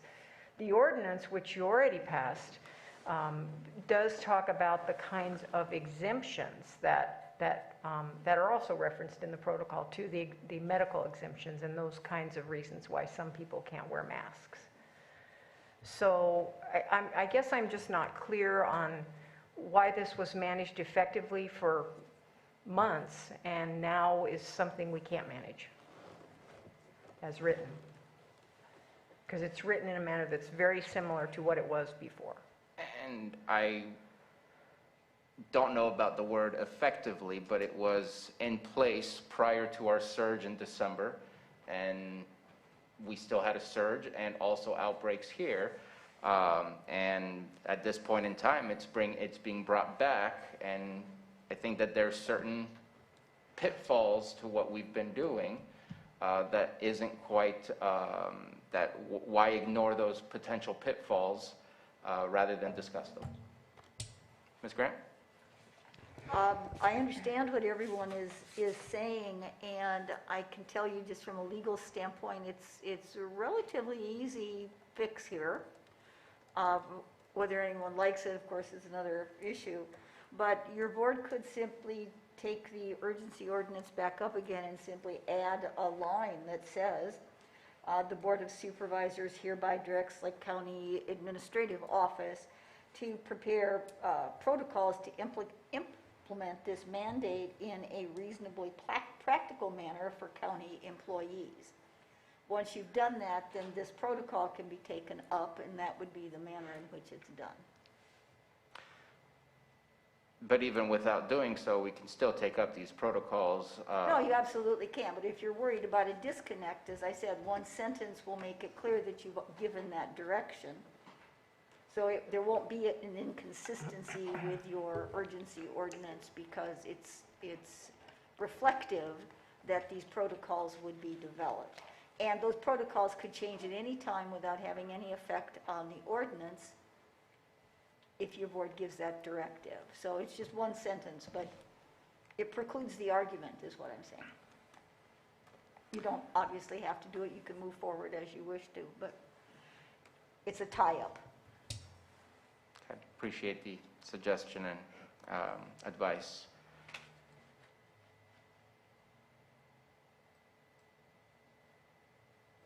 Any further comments or questions? I'm fine with making that adjustment to eliminate arguments. And I don't know what that saves for the arguments that I was making, but my arguments have been stated, and it does not seem to be creating any further conversations. So I think that personally, and we just got the okay from Ms. Grant, that it doesn't need to have that connecting addition. And if the board wants to keep moving forward, then I think that at this moment in time, my comments have been made, and the board can keep moving forward. Again, my statement went to the possibility of an inconsistency, which is to avoid argument going forward. You add that line, and it's clear that your board is acting on dual purposes, and it's there in writing. It's again, just a simple fix to eliminate that argument going forward in the future, and it's a continuing authorization for admin to be able to prepare these policies. So it's just a nice, clean way to do it if your board wishes to do so. As to the points you've raised, Supervisor Sabatier, that is a larger issue, but there are ways to incorporate that as well. Thank you. And so what does the board wish to do? Want to go back to 4.1 and look at updating, or move on with 4.2 without updating 4.1?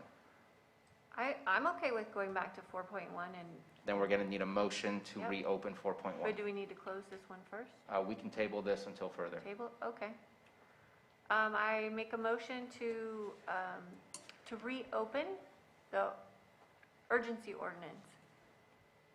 Second. We have a motion from Supervisor Pyska and a second from Supervisor Scott. Johanna, roll call, please.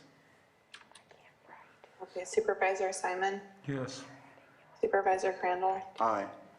Supervisor Scott, Aye. Supervisor Pyska, Yes. and Supervisor Sabatier. Aye. Thank you.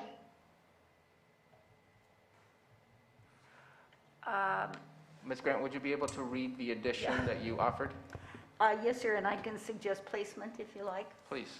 It would be section 2 sub C to be added, and the language would be simply that the Board of Supervisors hereby directs County Administrative Office to prepare protocols to implicate this mandate in a manner reasonably practical for county employees and subject to board approval. And then your board's going to approve it later. So, and it would be subject to board approval, you're done. That would be the only addition. And she's going to do me the Supervisor favor Crandall, did you have of a? reminding me of that since I can't write it. I was going to say so moved unless we need to open it for We public. do need to open it up for public. I just wanted to check if you had a comment. Any other comments from the board?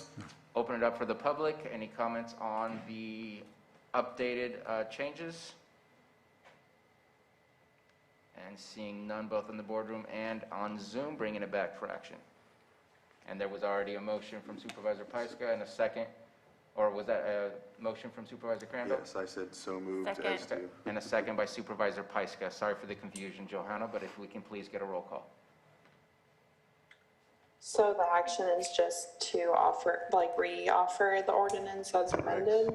The motion would just be to approve those changes, and then you'll go Okay. back and again move to waive reading of the ordinance and have it read in title only as Okay, amended. thank you. All right, so Supervisor Simon, Yes. Supervisor Crandall, Yes. Supervisor Scott, Aye. Supervisor Pyska, Yes. and Supervisor Sabatier. Aye. Thank you. Thank you very much.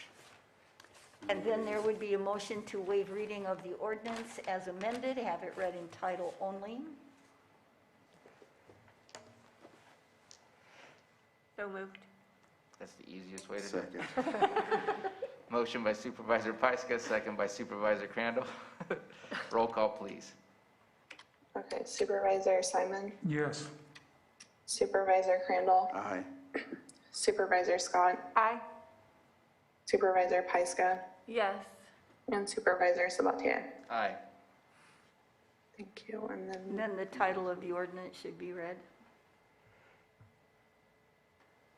So I'll move to, Just all we have to An do- urgency ordinance requiring all persons, regardless of COVID-19 vaccination status, wear face coverings in county facilities. Thank you. And then the final motion would be the motion to advance the ordinance as amended. And I believe your board selected 810. 810, so moved. Second. All right, Supervisor Simon. Hold on, I'm sorry to put a break on this. Why are we moving it to 810? Urgency ordinance does not... Oh, I'm sorry. Okay. I'm sorry. Just force of habit. Okay. I apologize. You can now just offer the ordinance as amended. I offer the ordinance as amended. Okay, Supervisor Pyska's offered it. Okay. Supervisor Simon. Yes. Supervisor Crandall. Aye. Supervisor Scott. Aye. Supervisor Pyska. Yes. And Supervisor Sabatier. Aye. Thank you.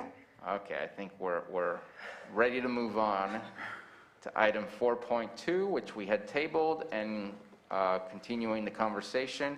We had already opened it up for the public to comment on, just checking in on Supervisor Scott. I just wanted to comment on your comment about, you know, the masking, not having the masking in break rooms and such, but I think this protocol is just minimizing the exposure for our employees, and I just don't think it would be fair if we went back and closed break rooms or suggested only one employee in there at a time. I think just as a board, we're just trying to minimize the exposure for our employees, and like Supervisor Simon pointed out, just, you know, make sure you're being safe. Know who you're eating with. If it's possible, go outside, you know, stop and think before acting. But I do appreciate your comments and where you're going with that. And, you know, it's just, I think we have to just be realistic with this.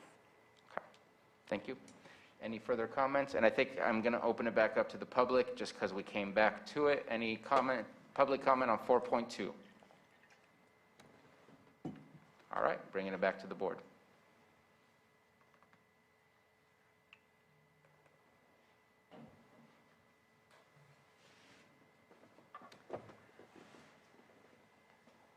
Mr. Chair, I move to the consideration of amendment to the County of Lake COVID-19 Public Health Emergency Worksite Protocol. Second. Motion by Supervisor Scott, second by Supervisor Simon. Roll call, please, Joanna. Okay, Supervisor Simon. Yes. Supervisor Crandall. Aye. Supervisor Scott. Aye. Supervisor Pyska. Yes. And Supervisor Sabatier. Aye. Thank you. Okay, those completes our items from our extra items, and let's go ahead and I am also going to complicate things.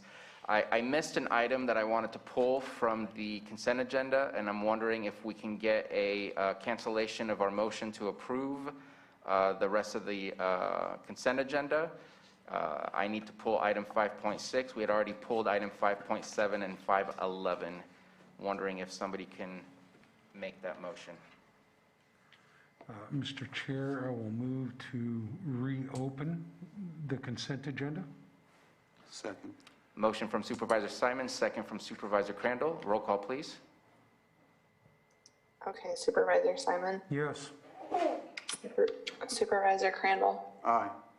Supervisor Scott. Aye. Supervisor Pyska. Yes. And Supervisor Sabatier. Aye. And I wanted to pull item 5.6, just before we terminate the rest. Any other items that need to be pulled? Okay, and from the public, any other items from the consent agenda that need to be pulled?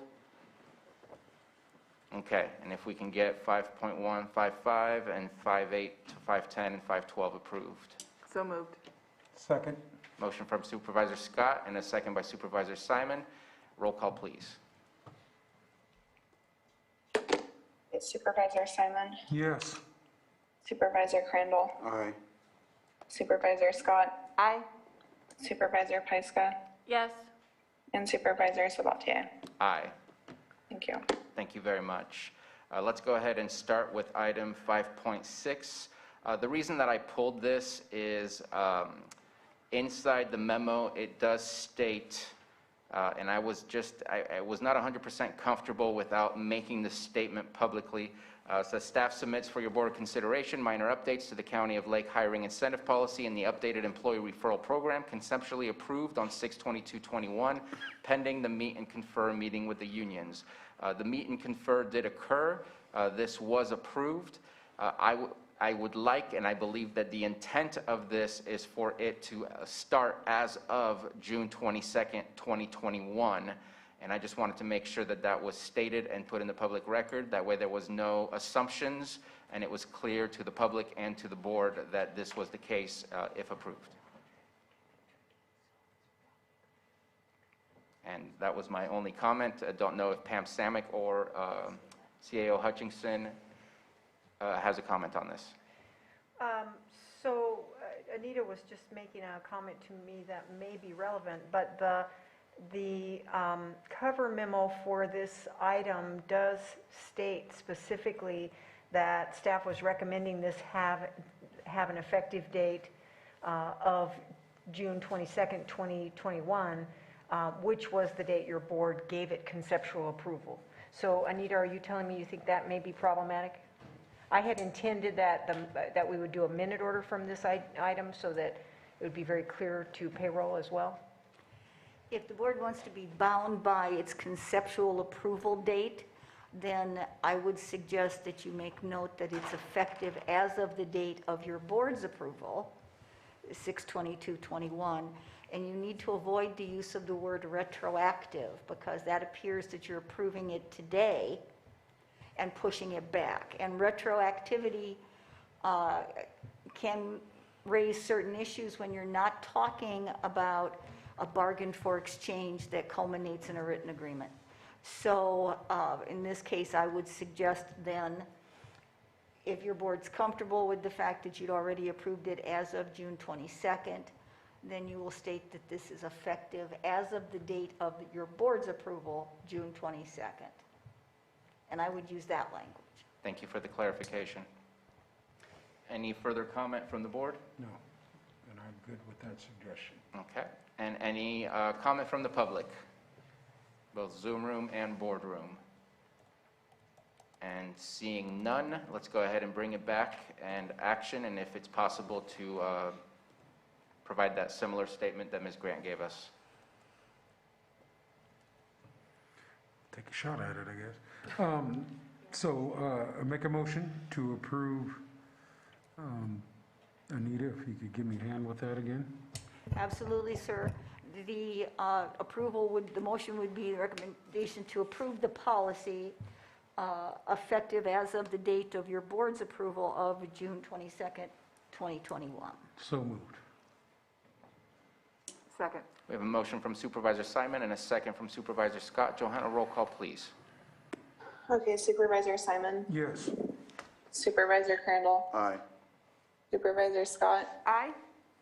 Supervisor Pyska, Yes. and Supervisor Sabatier. Yes. Thank you. Thank you very much. Let's move on to item 511, because I believe 57 is moved to a future agenda. And 511, just wanted to clarify, there was a couple of things that didn't quite add up, and I spoke with the sheriff. If you open up the Cook's Liftgate invoices, they add up to $321 and something cents. In the memo, it says approved for $300. In having communication with the Sheriff's Department, it seems that the sales tax was incorrectly added and that this is not a taxable purchase or payment. And so there are, and if we can put them on the Zoom, if we can post the new invoices that show that it is only for $150, and then because of the change from what was shared with the public versus what is now being shared with us, just wanted to make sure that the board and the public were aware of the changes and that we are approving for $300 and now the invoices match. And I don't know if the sheriff wanted to add anything to that, but it's just a simple clarification was all that I wanted to do. Any further questions or comments on this item? Okay, let's open it up for the public. Any questions or comments from the public? And let's go ahead and bring it back for action. Mr. Chair, I move to approve additional liftgate charges in the amount of $300 from the purchase of the kitchen equipment from Cook's Supply. Second. We have a motion from Supervisor Crandall, a second by Supervisor Simon. Roll call, Johanna, please. Okay, Supervisor Simon, Yes. Supervisor Crandall, Aye. Supervisor Scott, Aye. Supervisor Pyska, Yes. and Supervisor Sabatier. Aye. Thank you. Thank you very much. Let's go ahead and move on to item 7.2, consideration of appointment of District 5 Planning Commissioner. Supervisor Pyska. Yeah, I am excited to have a new planning commissioner. Ms. Field has volunteered to step up. She has extensive experience in land use growing up. Her father, who took her on many trips all over the country, examining different projects. She is also has a long history in ag in District 5, so I think she's going to really complement the rest of the commission. Thank you very much. Any comments or questions? All right, let's open it up for the public. Any comments on item 7.2? Both the Zoom room, if you have a comment, please come to the microphone.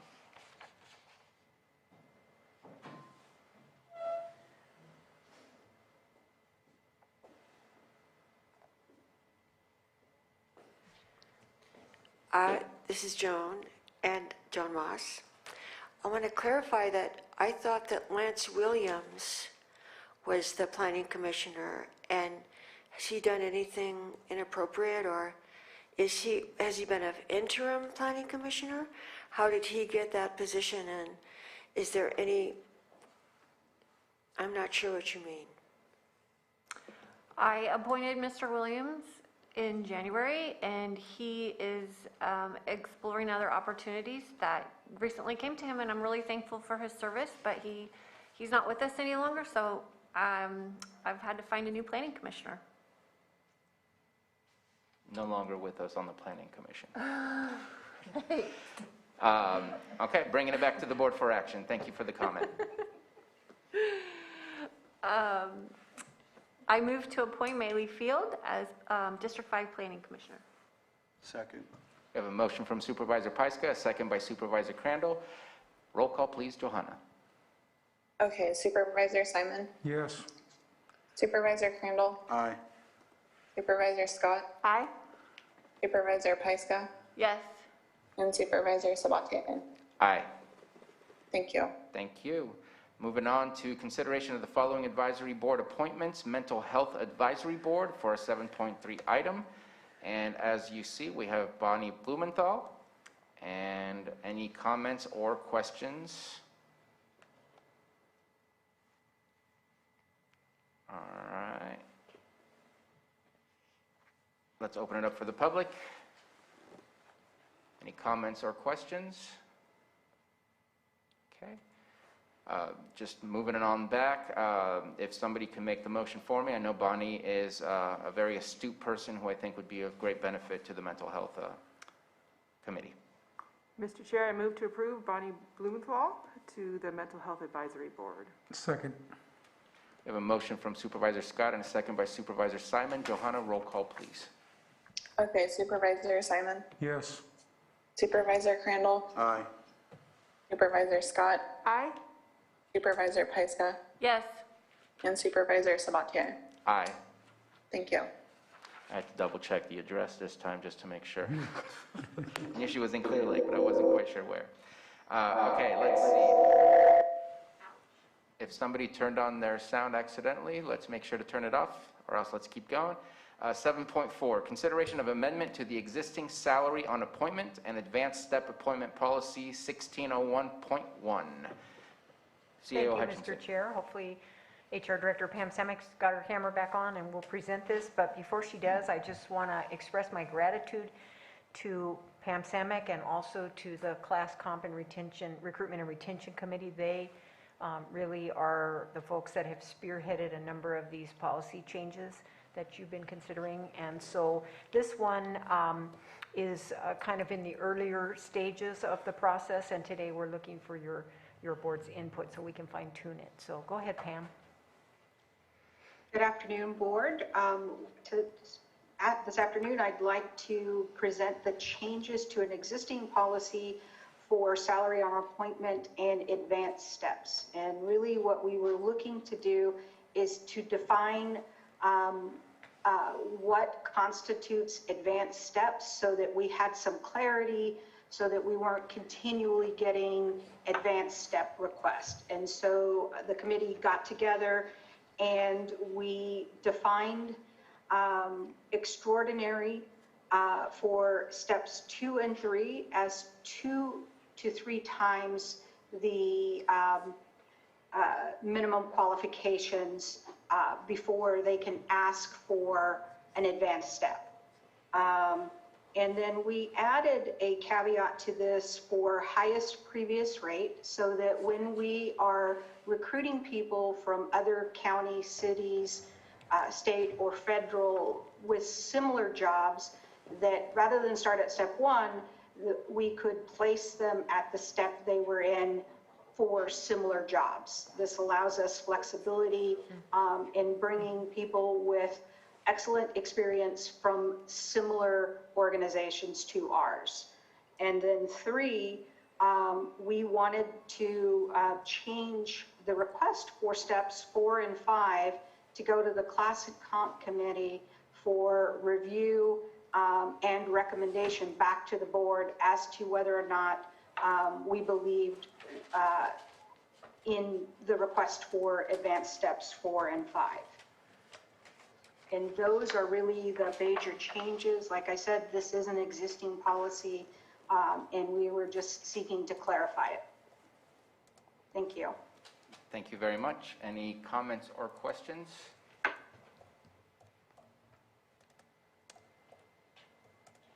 I do have a comment, and it's regarding the highest previous rate. I know that we've discussed this in the past, that our steps are kind of the loyalty steps of being part of Lake County. And so I guess my question is, if somebody exceeds the educational levels and other qualification and meet advanced step 2 or 3, can they add on to that by having a highest previous rate as well? Just looking, do they work together, or is it a 1, 2, or 3? They work separately. So the highest previous rate, we would basically be matching where they were at within a range of our salary schedule. It would, if they were at step 2, say at Mendocino, and that is closest to our step 3, they would come in at step 3 or step 4. So that, we are starting to attract people, because nobody's going to come to the county unless they're moving here for a lesser step than where they're at. So this just gives us more flexibility in assigning them a salary step.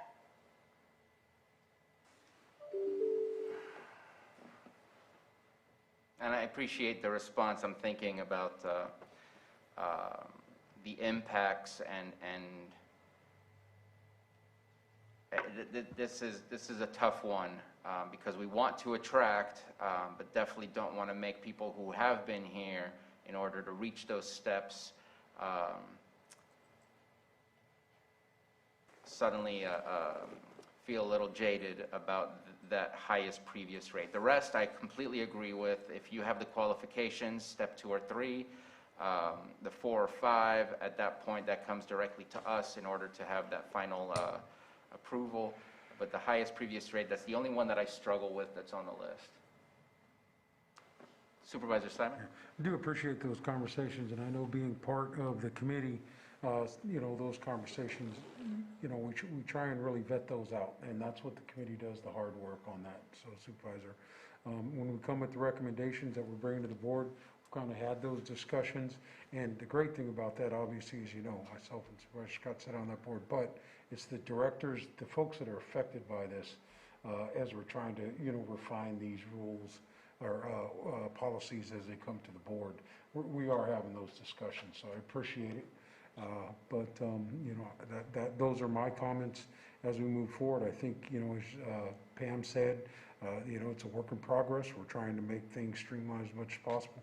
But as you said too, retaining those great employees that we have here, there's always a balance in those conversations, and I appreciate those conversations the committee's having in both aspects. So, I know it's difficult. It's difficult. Thank you for that. Any other comment? I heard a click coming from staff. No? No. Okay. Wasn't sure if there was a comment. I'll just add to that. You know, I agree with you, Supervisor Sabatier. We're trying to take care of our employees here and making sure that we're not bringing in people, you know, above them. But the overall picture, we're struggling with employees here, and we need to start thinking outside the box and what can we change in our policies to bring more employees here so our employees aren't doubling up on their work, that they have somebody sitting side by side getting this work done and maybe taking some of the workload off of them. So it's you know, both sides, bringing in people in to help. They may come in at the same step you are, but you may have your weekends free or may not have to work so many hours or be so stressed out because there's so much work on you. So I think that's why we were, hopefully, that we will approve this today. Okay. Thank you for that. Any other comments? Let's go ahead and open it up to the public. Any comments from the public on this item? And seeing none, let's bring it back to the board. And I'll just make one last statement. Number 2 can change based on other actions that we can take. And so having it there, I think, can be helpful in the short term, and let's hope that we can find other fixes in the long term. I agree. So, Mr. Chair, the stage that this one is at, we're asking for conceptual approval by your board so the HR director can initiate the meet and confer process. So there's a recommended action to approve amendment to existing salary on appointment and advanced step appointment policy 1601.1, pending meet and confer and meeting with the unions. Second. Motion by Supervisor Simon, second by Supervisor Scott. Johanna, roll call. Okay, Supervisor Simon, Yes. Supervisor Crandall, Aye. Supervisor Scott, Aye. Supervisor Pyska, Yes. and Supervisor Sabatier. Aye. Thank you. Thank you very much. I believe that only leaves our calendars, if I'm correct. Did I miss anything else? All right, let's go ahead and go through our calendars. Let's start with Supervisor Simon. Finishing up the board in closed session today, and then this evening have a Clear Lake Chamber of Commerce event this evening in Clear Lake. Right now, tomorrow, I do have a a request from a tribal nation to reach out to Scotts Valley to talk about our risk reduction authority. So I'm going to attempt to try and get that set up for tomorrow. I'll reach out to Terry of Scotts Valley, their tribal administrator. And then on Thursday, have the CDD committee meeting at 9 a.m. And then Thursday night, also, I'm going to be attending I was asked to attend the Clear Lake City Council meeting to talk once again about the Lake County Risk Reduction Authority, and hopefully Clear Lake coming on, so I'll be attending that meeting Thursday night. I know that agenda has gone out. And then Friday morning, Drought EOC meeting, so I'll be attending that.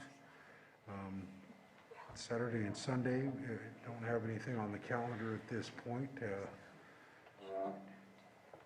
Did my, for stuff, football is starting, so that'll be starting next week, so I'm excited about that too, to see that sport come back. Did CPR training class and other classes that were responsible for that, for our coaching requirements. And then coming back on Monday the 9th, I have a meeting with Carol, and then back here on Tuesday the 10th for our meeting. Just one thing, obviously, and I know continue these conversations along with the drought and everything. We do have a lot of folks in the community that I know are hurting for water needs, and hopefully we'll have some conversations on the drought, task force maybe that we're having But water purveyors, to get water to folks that just need water to drink, that's, I don't know if the rest of you guys are experiencing those calls, but I'm starting to get those calls. And we'll just be reaching out to constituents, especially our elders and our seniors in our community, seeing if we can just make those connections. So I'll be returning some calls that I got this morning to talk about water purveyors. So, and nothing to do with cannabis, just survival water Drinking for water. individuals. Drinking water, absolutely important. Can't disagree with that at all. Next, let's go to Supervisor Crandall. So just reporting on last week, let's see here. Supervisor Sabatier and myself went to the 2x2 meeting and met with the group about the water situation and agreement, and discussed different topics about just kind of reinvigorating the relationship that we've had with YOLO in regard to the water that comes from Clear Lake to Yolo County. And so I'll let Supervisor Sabatier elaborate further on it.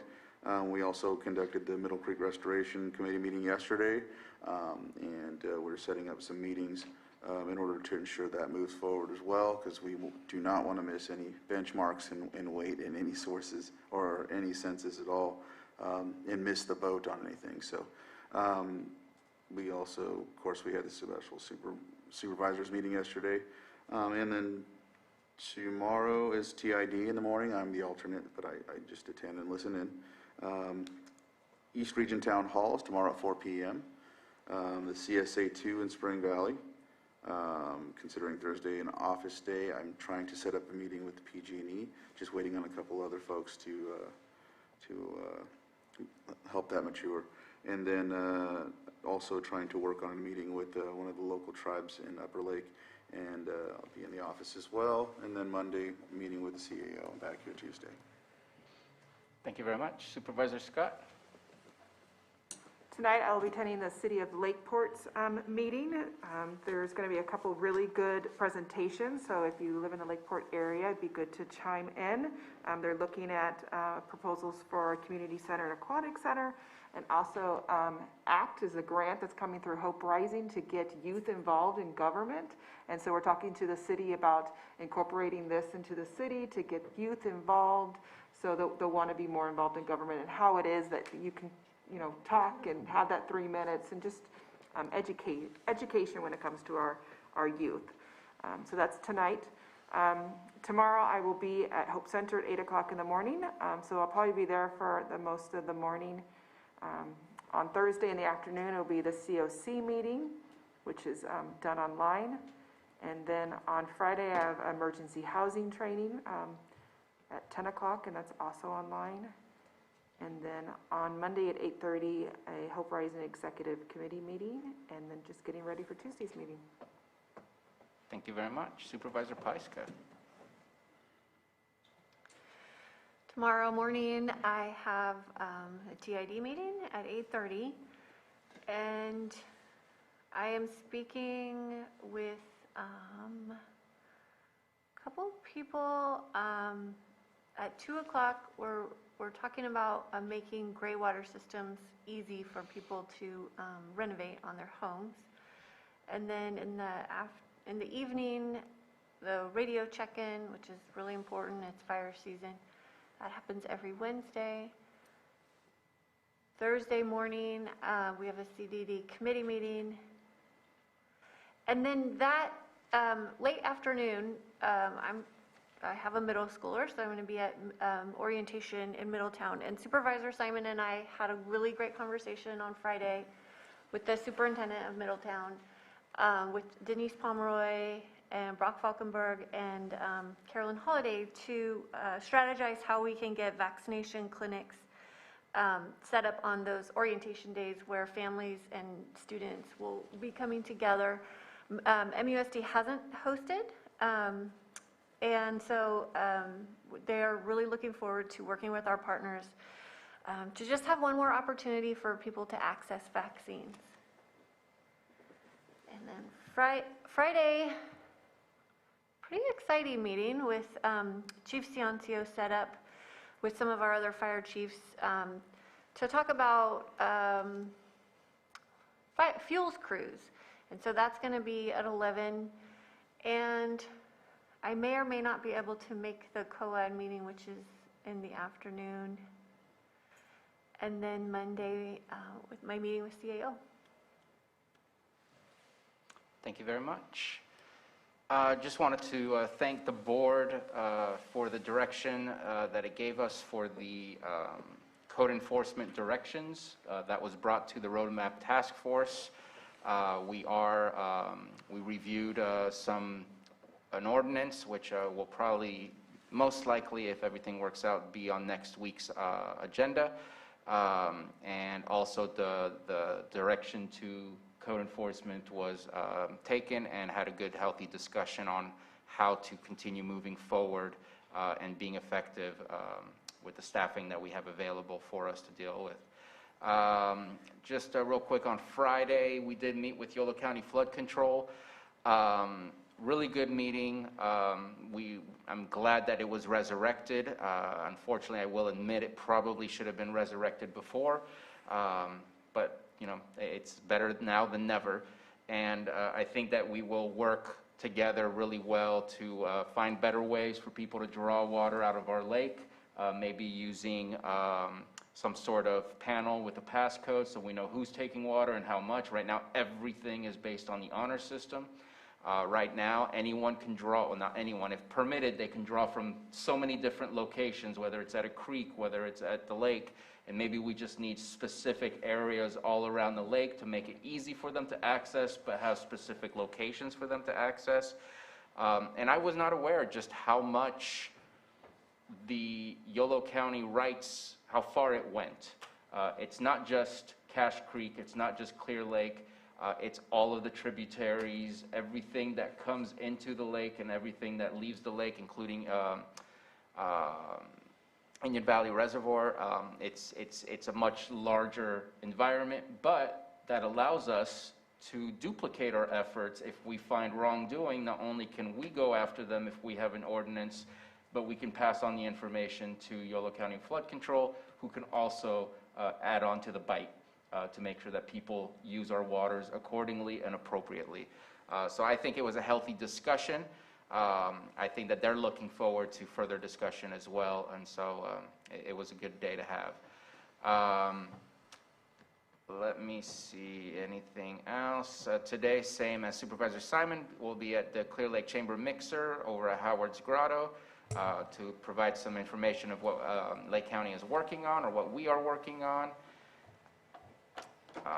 I will be joining Supervisor Crandall at his Earth meeting on Wednesday. I wanted to provide some support because I just, it's some of the issues that Supervisor Crandall is dealing with are county issues, not just District 3 issues. And so I think that having that support from another supervisor might be helpful in the conversation. Then we have our drought meeting early in the morning and meeting with some cannabis folks on Friday to discuss some changes they would like to discuss. Clear Lake City Council meeting at 6 p.m. on Thursday. Things seem fairly light so far.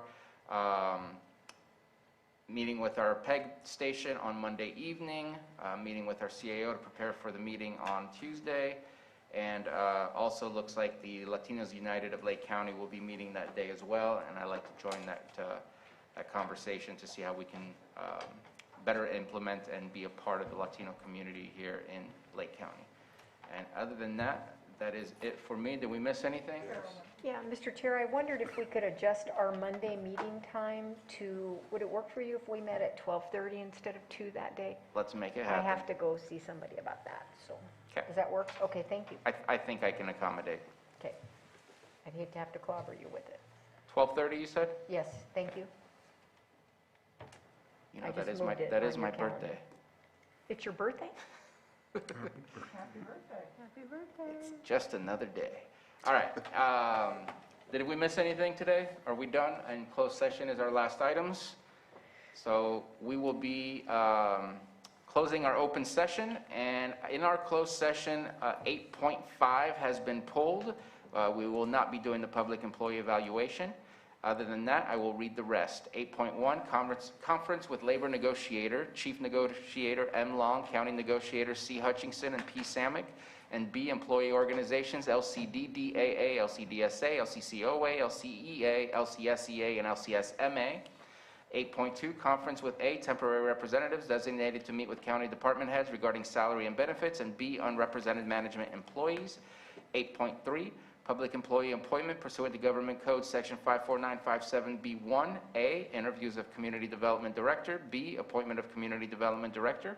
8.4, public employee appointment pursuant to Government Code Section 54957B, appointment of Public Health Officer.